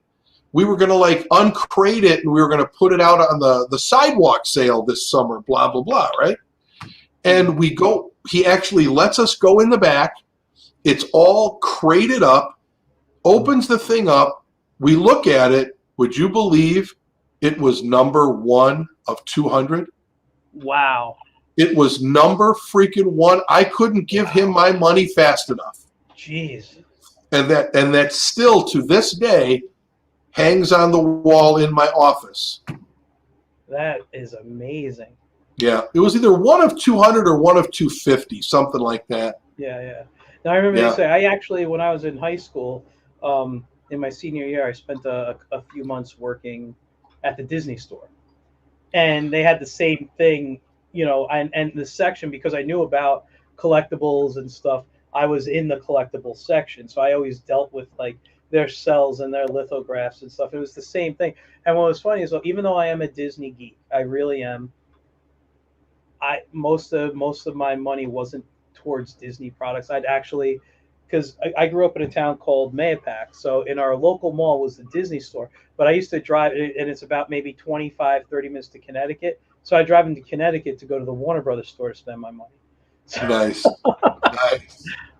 Yeah, I miss the Warner Brothers store. There was also Sesame Street had a store for a little while. That was always cool to go into, especially when my boys were younger. I missed Toys R Us terribly. I never thought I'd miss KB Toys or Toy Works. But, man, I hate going into a mall and there's not a toy store. I hate that. It's a little sad. I agree with you. Yeah. I agree with you. What are you going to do? Let's just go through a few more. So we got the buttons, which, by the way they're rendered, at least these two, I thought they were patches for a second, but they're buttons. They're very nice. Those are by Daryl Young. And here's that print you were talking about for the Twinkies. Yep. Which you can't That's call. It's going to be a little 5x7, little 5x7 type of thing. And this is another. You get a print of Joe Wose's maze, which I love his maze. He was on the show. I love chatting with that guy. I haven't talked to him in a while, but I'd love to bring him back. He's a good man.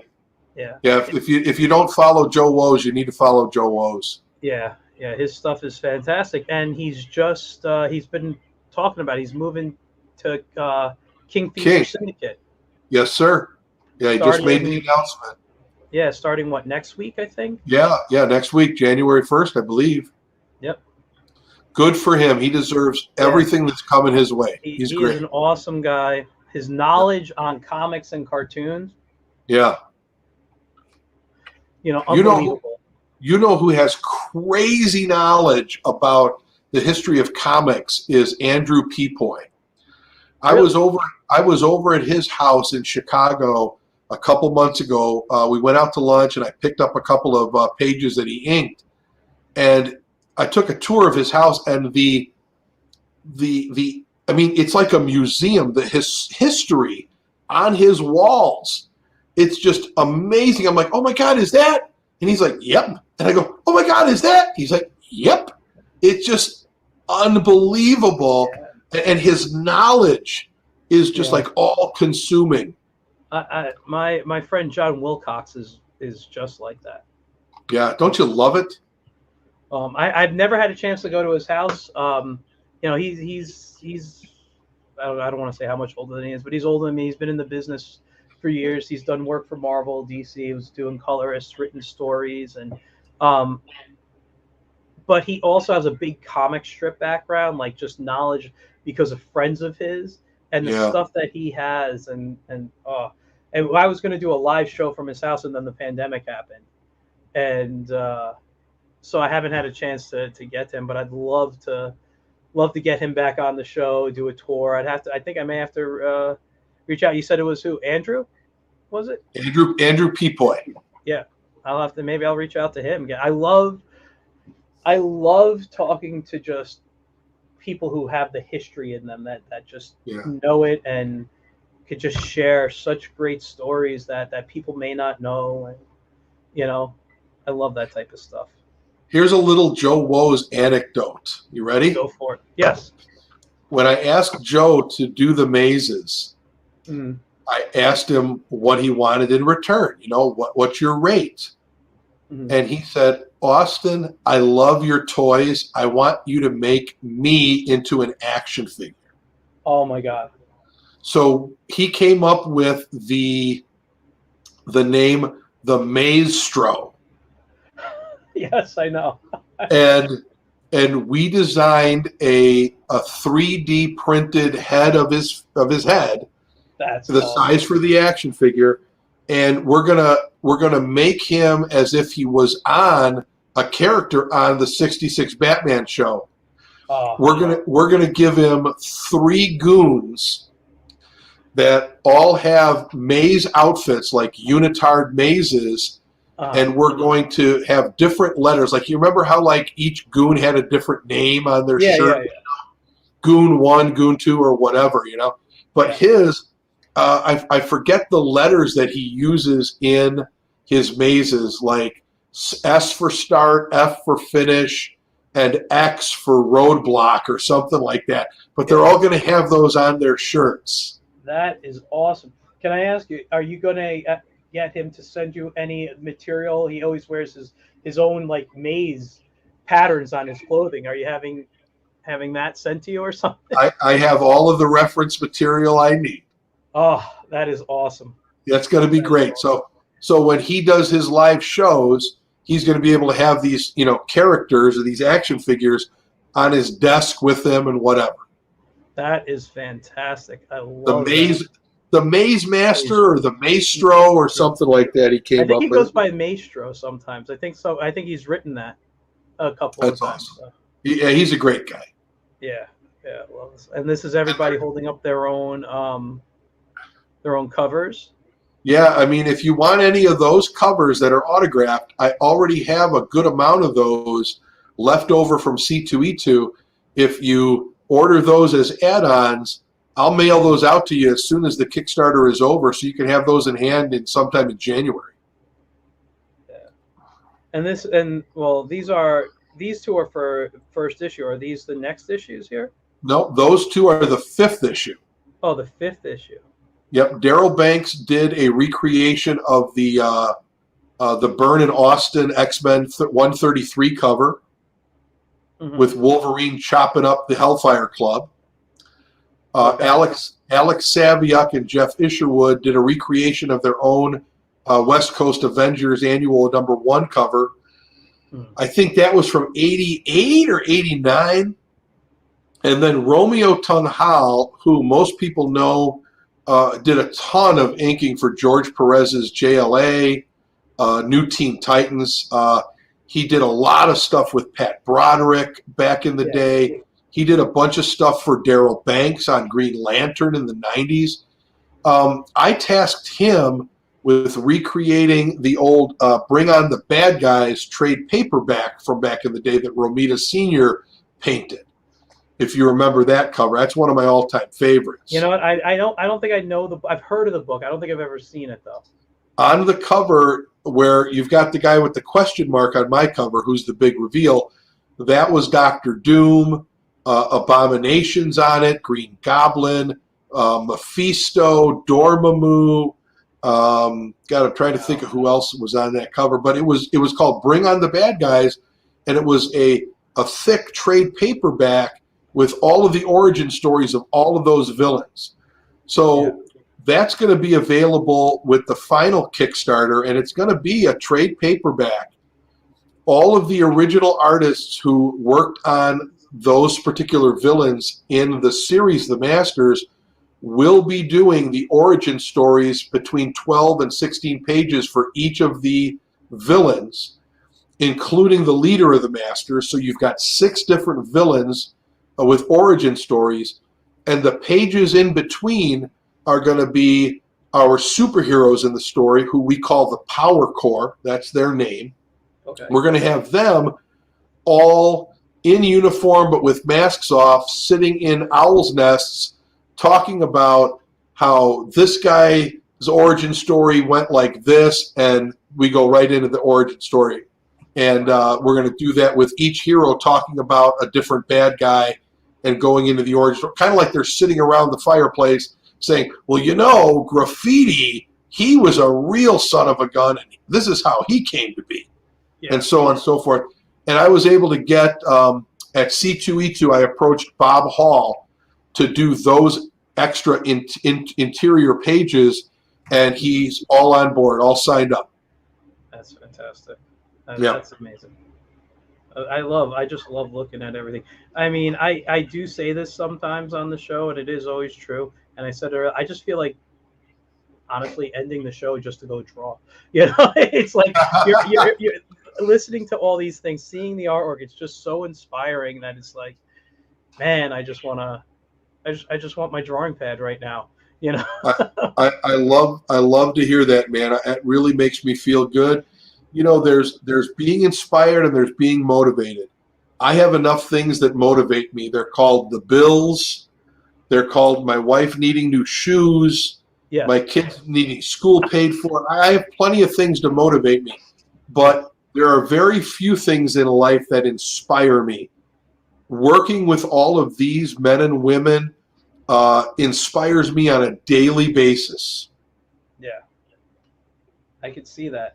I think I would be too if I was, you know, talking with these guys, seeing the work that they're putting out. I would feel exactly the same way.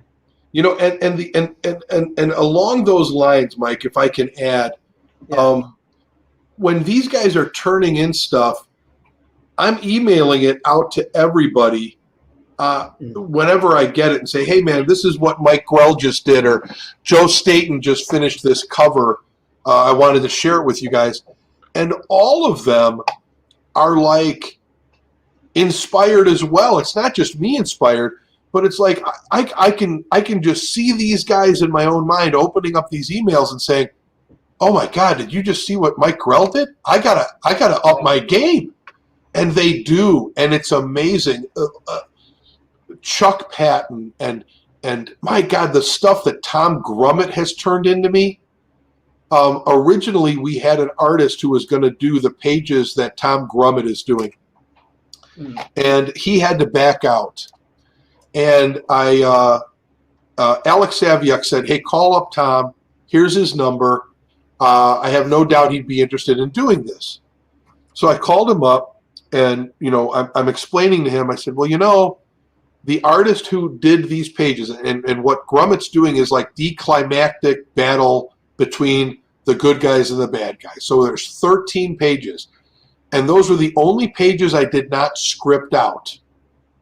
Didn't write a thing about them, just wrote some notes. Like, this is how I want it to begin, this is how I want it to end, this is how the good guy defeats the bad guy. And as we're talking, I said, well, you know, I worked it out with the original artist where he wanted to do it kind of like Marvel style. Let him, tell him what you want and just let him draw. And I said, are you okay working that way? Because I really didn't write any script. I'm willing to get the images from you and write my script from what you've drawn. And I could hear him looking at me like, you know, kid, this ain't my first rodeo. Of course I can do it that way.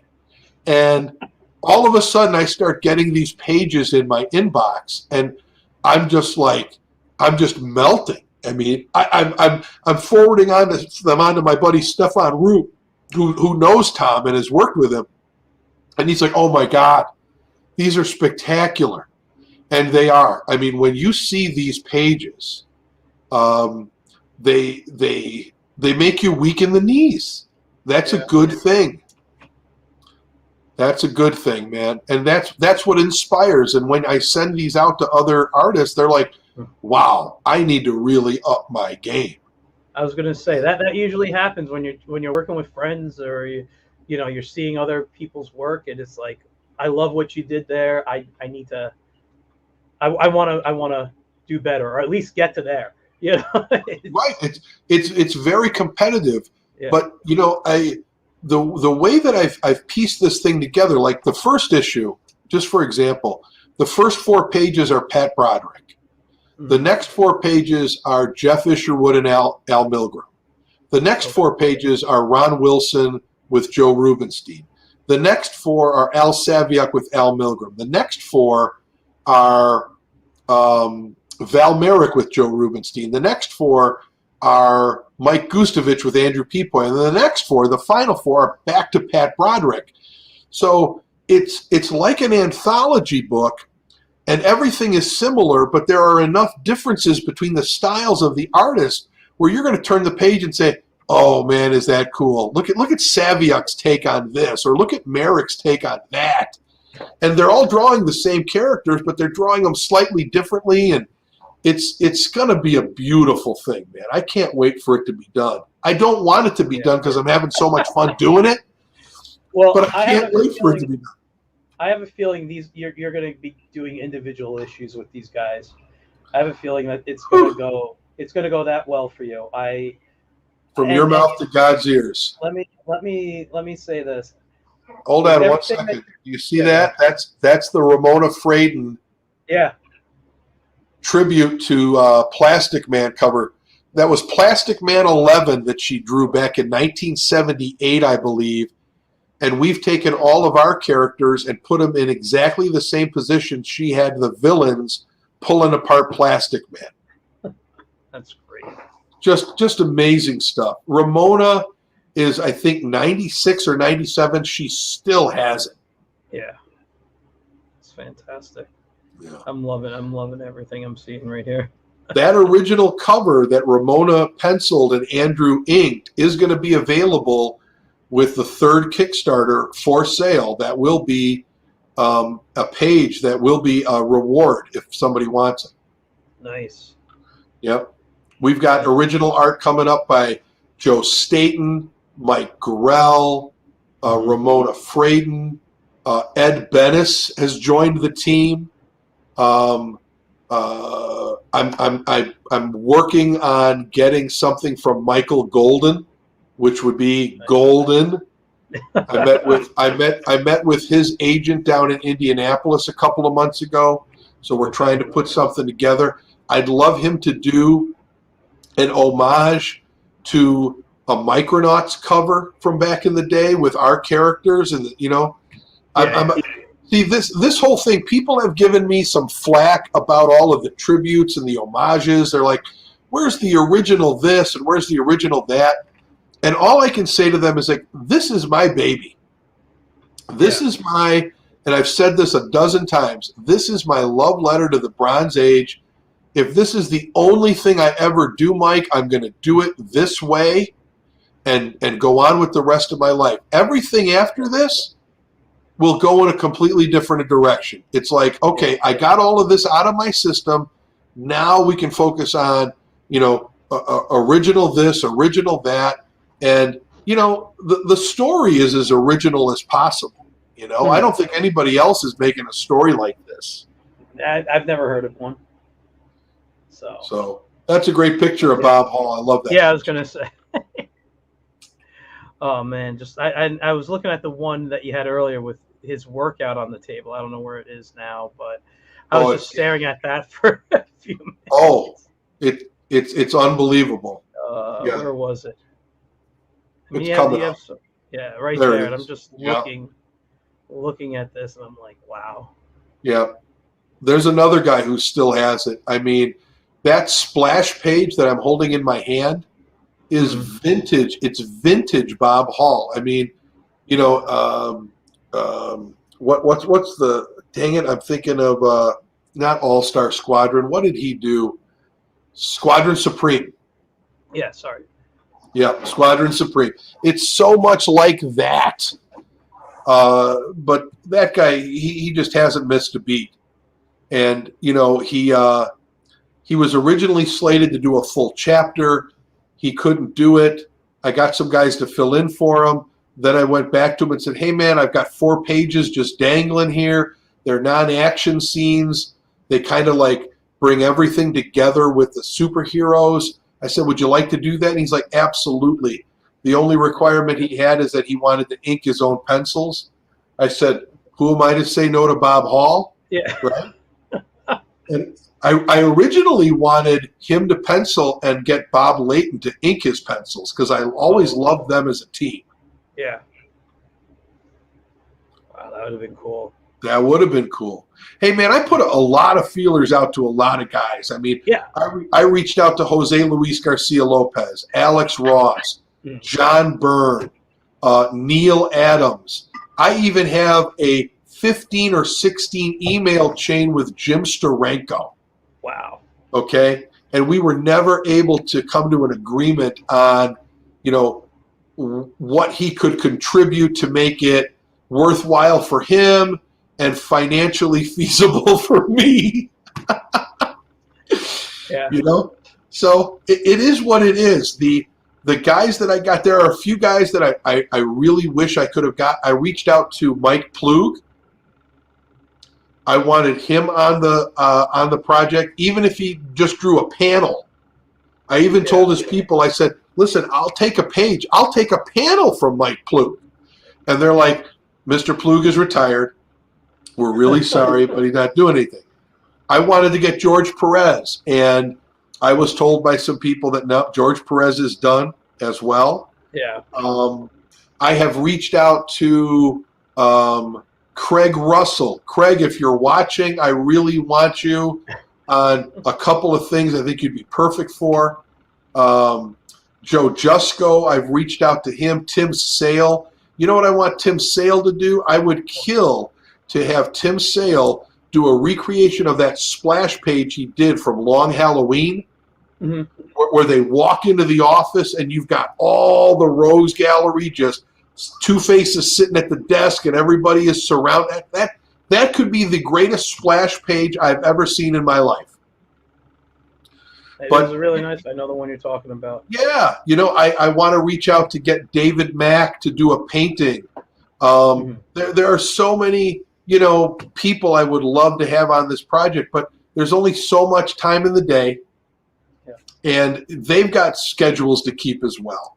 A couple people that I really, one guy in particular that I reached out, and I want to give him a shout out because he's one of my personal favorites, is Keith Pollard. He was one of the first guys I reached out to, and he was like, man, and he remembered me from meeting him at shows in the past up in Detroit, and I really wanted him and Al Milgram to do something together, and unfortunately, Keith was like, I'm retired, Austin. I don't know what else to tell you. It's just not in the cards. and I really wish I could get him back on board because he's always been one of my favorites.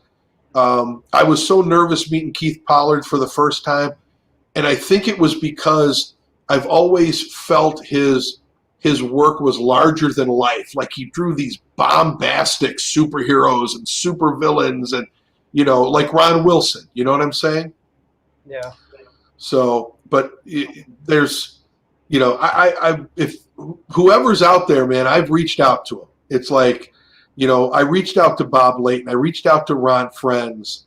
I reached out to Bill Reinhold. Bill Reinhold, I know him. He doesn't live too far from me. I could probably throw a rock and hit his house. He and his wife, Linda Lessman. But everybody has their commitments. Everybody's timing in life is everything, Mike. If my timing it was perfect to get Alan Weiss and Joe Rubenstein and all those guys. So I feel lucky and blessed. And I see your Tom Cook Super Friends above you. I've got the same one in my office. I love that one. Tom's a great guy. He was on another podcast I did. I'd love to bring him on and just chat. We had this great sidetrack conversation about sitcoms from the '60s, and we're both big Dick Van Dyke Show fans. And how can you not love Dick Van Dyke? The guy's still alive. I know, and he's going to outlive us. Yeah. The guy's unbelievable, and he can still dance and make you laugh. Exactly. Just amazing, that guy. Chitty Chitty Bang Bang, Mary Poppins. I mean, he was even in the new Mary Poppins they did when they did. Was he really? Yeah, he replayed the character of the old man. He was. I think he was the son's old. I think he was an old man, but he was the son now. That's amazing. He was playing the same. I don't remember, but he was there, and I think he got up and moved around a bit. I haven't seen it in a while.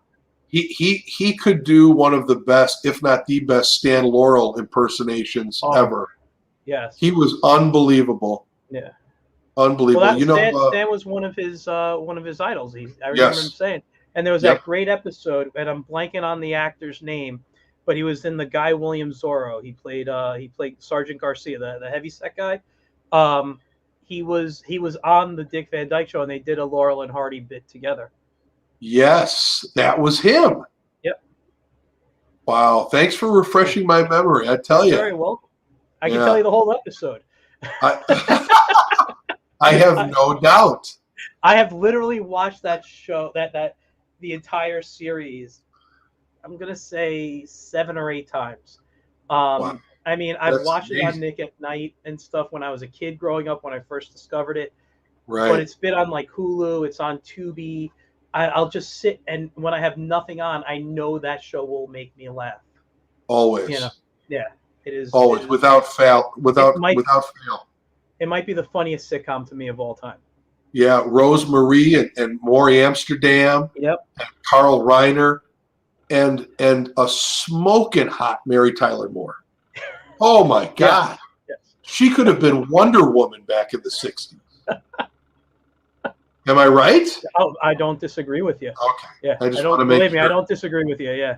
Good. It was the '60s. The '60s was very the era of Mary Tyler Moore and Elizabeth Montgomery to me. Yeah.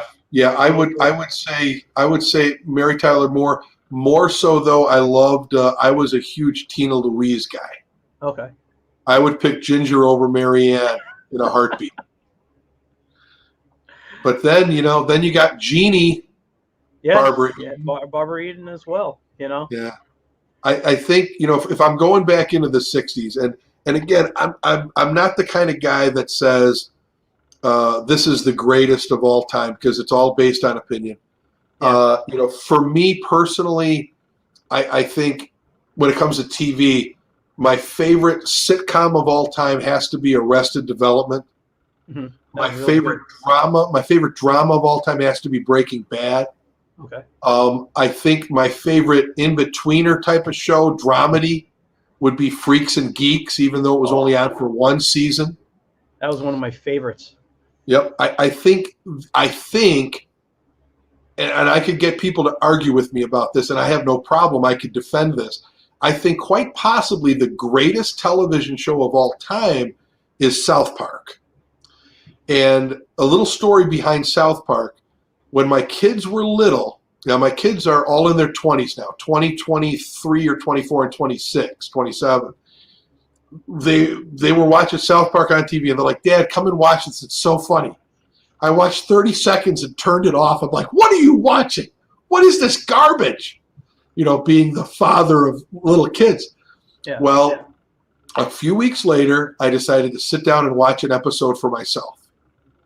And I thought it was the most brilliant, genius thing I had ever seen in my life.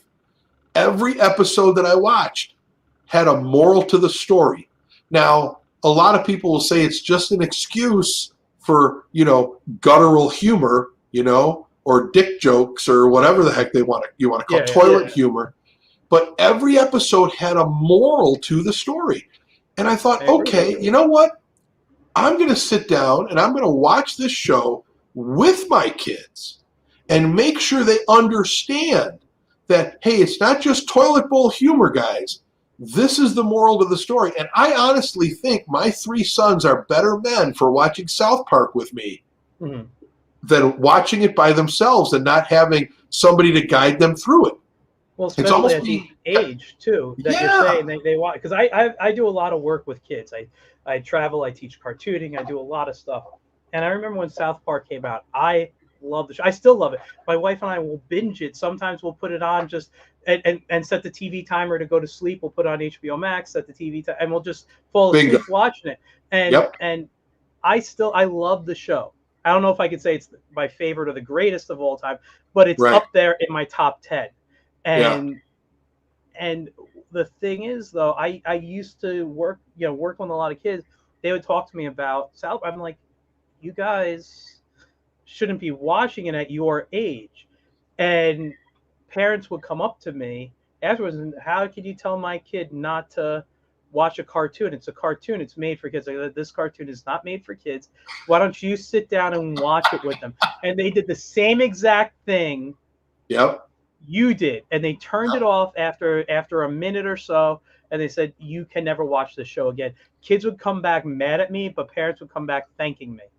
You know, I'm like, you gotta watch it. You know, it's on at 9-10 o'clock at night. That's not kids cartoon shows, you know.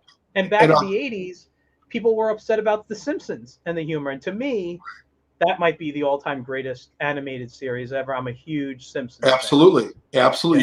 You could make that argument, and you know what? I would have a difficult time telling you you're wrong. The whole parent, though, thing, I mean, going into being a parent, it's the greatest responsibility you have, okay, is being a parent. Because our job isn't to give our kids a better life than what we had, okay?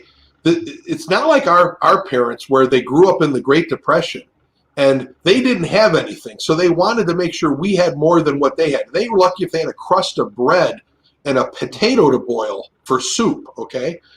It's a different world right now. Our job isn't to give our kids a better life. That just spoils our kids and gives us these millennials that everybody, talks about. Our job is to make our children better than what we were. So, you need to be able to guide your kids. It's almost like, you have the guide to take you through an acid trip. You need a guide to take you through South Park. You need parents to not plop you down in front of a TV and you watch, WWE. The reason why you've had kids over the course of time throwing their little brothers off the roofs of their house is because nobody was watching wrestling with them on television as a parent. They were just letting them, hey, sit down in front of the TV. I'm busy drinking my beer and doing whatever. I watched wrestling with my kids, and I explained to them exactly what was going on so they knew it. Then they weren't trying to throw their neighbor kids off the roof of the garage. It's the same thing with South Park. Yeah, man, there's a lot of, butt jokes and fart jokes and poop jokes and all this other stuff. But man, oh man, there's a moral to every freaking episode. Now, to change direction real quick, I think the most important, significant TV show of all time is The Twilight Zone. Oh my God. Yeah, I mean, the stuff that they spawned, the minds of other creators. To this day, Mike, to this day, there is no more, in my opinion, significant television show.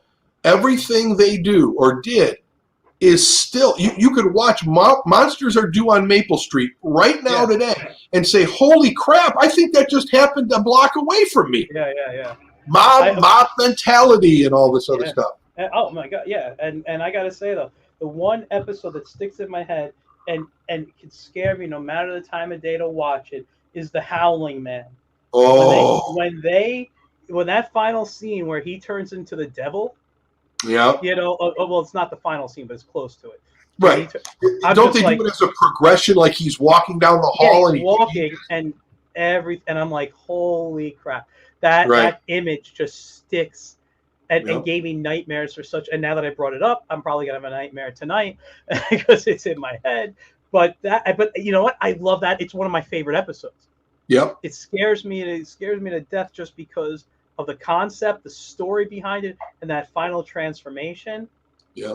But I think it's one of my favorite episodes they ever did.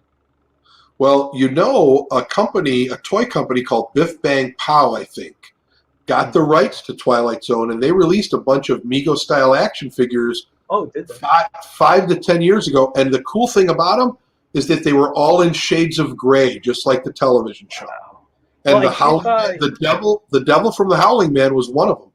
Really? I did buy, I don't know how many years ago it was, and I don't remember the company. They had the replica, what was it? I can't think of the name now. The thing with William Shatner, the thing for the penny you put in. The penny, with the devil. With the devil on. I have that replica. It's packed away, but it used to sit on my desk. And I just used to look at it, and I believe the head kind of bounced, and I just did. The head, everything, It was a bobblehead thing. Bobblehead, yeah, I have that. Kind of like having the William Shakespeare bust on your desk to do the bat poles. Do you know, this is a funny story, and we're going to have to end soon, but I'm sure I could chat with you for hours here. But I remember going to a comic book convention in New York, and somebody had that, the Shakespeare bust that had the flip head. And he was selling it for I don't think it was more than $100, if that. Yeah. And he was like, I'm just starting to produce these. And I'm like, I didn't make enough money at the show. I can't spend anything. You know, that was and then like a year later, 2 years later, I see it everywhere. And I don't know if it was the same guy who mass produced them or if it was a different company. But I'm like, I could have had it for so much cheaper. Right. You know. That's the way with all that stuff is, man. Yeah. That's the way it is with all that stuff. Man. So, but anyway, we've been doing this for a little over 2 hours now. We should wrap up. You told me it was only going to be 15 minutes. I'm sorry I lied. What the heck is going on? My wife is probably waiting for me to watch like Twilight Zone or Dexter or something. I don't. Twilight Zone. Here's the thing. Yeah. We binge watching shows. We would always binge watch shows with our kids too. That's how we would go to sleep, like you said.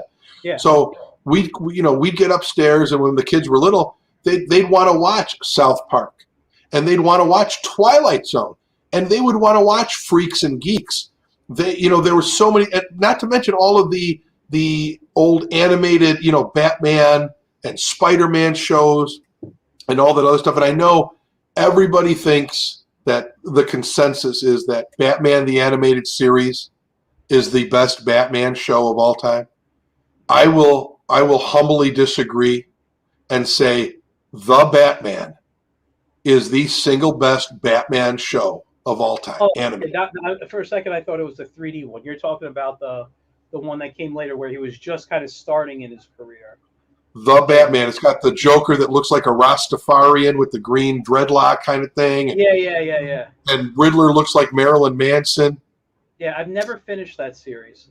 That's the best. Oh, you have to finish it. The last season's the best. Yeah. I never. Oh my God, they bring Superman in and Hawkman and the Flash and the Green Arrow. I've seen those episodes on, but the thing was when it was originally on, I wasn't around at the time it was on TV. I was doing stuff, so I was working. So gotcha.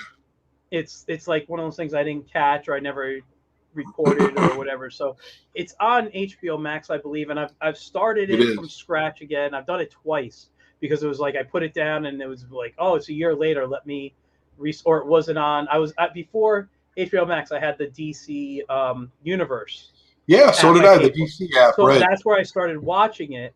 Yeah. And then when they shut down with all that stuff, and then the HBO, I'm like, I don't remember, so I had to start it up again, and I just haven't continued with it. I will say this though about the DC Universe app: I miss some of the shows because they haven't transferred completely over. Correct. To HBO Max, and and this is going to sound funny, but I really love that Superboy series from the 90s, the late 80s, early 90s. I absolutely agree with you. And the other Batman show that gets a bad rap because the animation is goofy is Beware the Batman. That was the 3D one, yeah. Yeah, if you can get past the animation, and it took me a couple episodes to do it, if you watch I think it's 18 episodes, it might be 24, you watch that whole thing all the way through, whoever was in charge of that show, they are pulling out these crazy, obscure villains from his rogues gallery. Anarchy. I almost called him Porky Pig. What the heck's the Mr. Pig? Is that his name? Professor Pig. That's his name. Yeah. The not Nightingale, not Mockingbird. Oh my God, I wish I could remember her name. But the Metamorphose in it, Black Lightning. It's absolutely fantastic. The story and the twist at the end is like, oh yeah, that really worked. I wanted to watch it, and the reason I didn't, and maybe I will go back and try it one day, is because what I don't like about 3D animated shows is they spend so much time on the main focus that they leave everything empty in the background. No people walking, no animals, no cars, no nothing. That is like Batman's walking around the set, and no one's populating the set. I never even thought about that before. I got to pay closer attention. And I saw clips when they were advertising, and I'm like, now maybe once in a while they may do it if it's part of the story, but it just goes into money, rendering costs, and I get that, and time, so they don't put it in. So I felt like Batman was so empty, his background, that it took away from me the believability. In 2D you can just throw up, even if they're not really moving, you can throw up crowds and just have people standing in the background, animate a guy holding a cigarette and smoke coming out, and that animation of smoke, now you believe someone's standing there, Right. When you look at it in 3D, like I watched the Green Lantern because I'm like, they're in outer space. It makes sense for nothing to be around them. Right. It's just vast. So I was like, that's cool. It took me a while to watch it, but when I did, I really enjoyed the Green Lantern cartoon. Awesome. I've never watched an episode. I'll check that out per your recommendation now. Yeah, it is a little kiddie, but it does kind of bring in a lot of Green Lantern-ish stuff. How they portrayed Hal Jordan was just great. It was nice. Hal Jordan, so that's what I really liked about it. But yeah, on that note, we definitely got to wrap it up. It's almost 2.5 hours, dude. Listen, I know I can sit and chat with you for hours. I'm gonna have to have you back on, even if it's not about your projects, just to come on, talk about comics or whatever, man. I'm having. Let's do it, man. Let's do it. We could actually. I'd give you a tour of my my display cases with all my Migos. I've got 4 6-foot tall, 4-foot wide cases in my office that just span across 2 walls, and I give you all the ins and the outs. My friends call me the king of obscure villains. I've done some crazy stuff, man. That's great. I mean, man. you remember the death throes in Marvel Comics? Mm-hmm. They were led by Crossfire, and there was Bombshell, and God, I can't even remember their names now. I did all of those guys in Migo form. Wow. And people are looking at me like, why would you? Those guys were in like one comic book. I'm like, yeah, but they were pretty cool. Yeah, that's the thing. Yeah. Circus of Crime. I mean, I got all kinds of stuff. Jeez. Well, I definitely have another show planned. We'll have to talk about it's a deal. In the meantime, Do you mind hanging out backstage for a few minutes? No, man, I'll hang. All right. All right. Well, thank you for coming on. I'm going to do my closing. Thanks for having me, guys. Peace. Yes. And again, thanks for doing what you're doing here, being a creator, giving people, stories, stuff that maybe will spark the imagination of someone younger or even older who could start creating their own books, because what you're doing is fantastic. What your story is, and the way you pulled your team together, your master team. When I saw the title of Master, I didn't know what it was about. I thought it was about your team originally. It's just fantastic. Yeah, and it's interesting. Just a real quick point. I call it the Masters. I name it after the bad guys because I always thought that was the best way to name movies. You go back to the best James Bond movies were named after the bad guy, Dr. No, Goldfinger, and so on and so forth. So I thought, hey, let's do it this way. Yeah, no, it's true. And villains are always the more fun to write, the more fun to draw. Everyone loves to be the hero, but at the end of the day, the villains are the ones that have the fun. The best heroes have the best rogues gallery. Batman, Spider-Man, end of story. Exactly. All right, man, I'm going to drop you backstage. Thanks again for coming on. Thanks for having me, man. Yep. Thank you. See you, everybody. Yeah. All right, guys. So that was, like I said at the beginning of the show, this was going to be really fun. I had a blast talking with Austin. You could see it. His stuff is great.